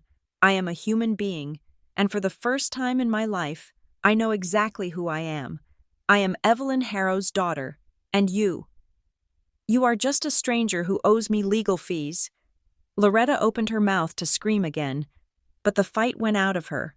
The truth had stripped her naked. She slumped, allowing the bailiff to guide her through the heavy doors. They were gone. The air in the courtroom seemed to clear instantly, as if a window had been opened. "Ms. Lockhart, Judge Sterling said, her expression softening for the first time. I am sorry you had to go through this. The case is dismissed with prejudice. Thank you, Your Honor, I said. Peter and I packed up our files. We walked down the aisle, past the empty benches. We pushed through the double doors and stepped out into the hallway. It was over. The weight that had been sitting on my chest since I saw them in the lobby. The fear, the shame, the confusion was gone. I felt light. I felt clean. Peter stopped near the elevators. He reached into his briefcase and pulled out a small, cream-colored envelope.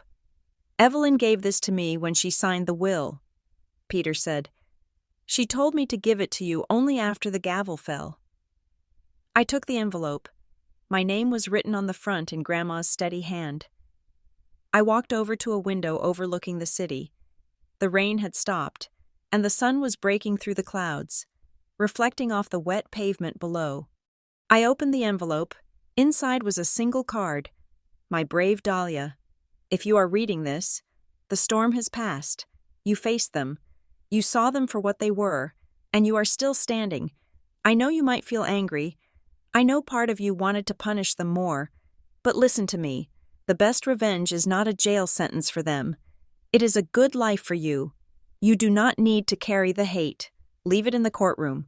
Walk out those doors and go buy fresh flowers. Go do your job. Go live in the house we built. You do not need to avenge me. You just need to live right. Let the truth do the heavy lifting, and let happiness be your final answer. Love, Grandma. I lowered the card. A single tear tracked down my cheek, but it was not a tear of sadness. It was a tear of release. She was right. Ray and Loretta were going to spend years dealing with the legal mess they had created. They would turn on each other. They would drown in the consequences of their own greed. I did not need to watch it. I did not need to be the executioner. I had already won. I looked out at the city of Philadelphia. I saw the building where I worked. I saw the direction of the house in Chestnut Hill. I saw my future stretching out, unburdened by the ghosts of the past. I thought about the question that had haunted me for 27 years. Who is my family? For a long time, I thought family was the people who shared your blood. Then I thought family was the people who signed the papers. But as I stood there, free and whole, I realized the truth. Family is not about who claims you. Family is about who protects you. It is about the people who build a fortress around you and tell you that you are worth saving, even when the world tells you that you are expensive. Loretta and Ray had come looking for a payout. They called it family, but they meant finance. I put the note in my pocket, right next to my heart. I turned to Peter. Let's go, I said. I have a life to get back to. We walked out of the courthouse, into the bright, blinding afternoon sun.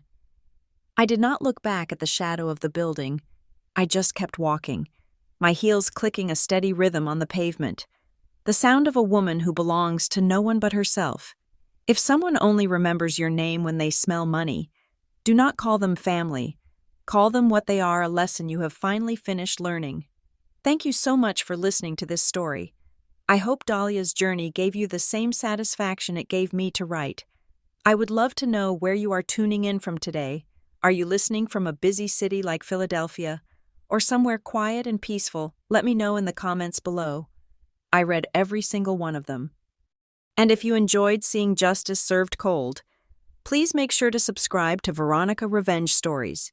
Hit that like button and smash the hype button to help this story reach more people who need to be reminded that the truth always wins. See you in the next video.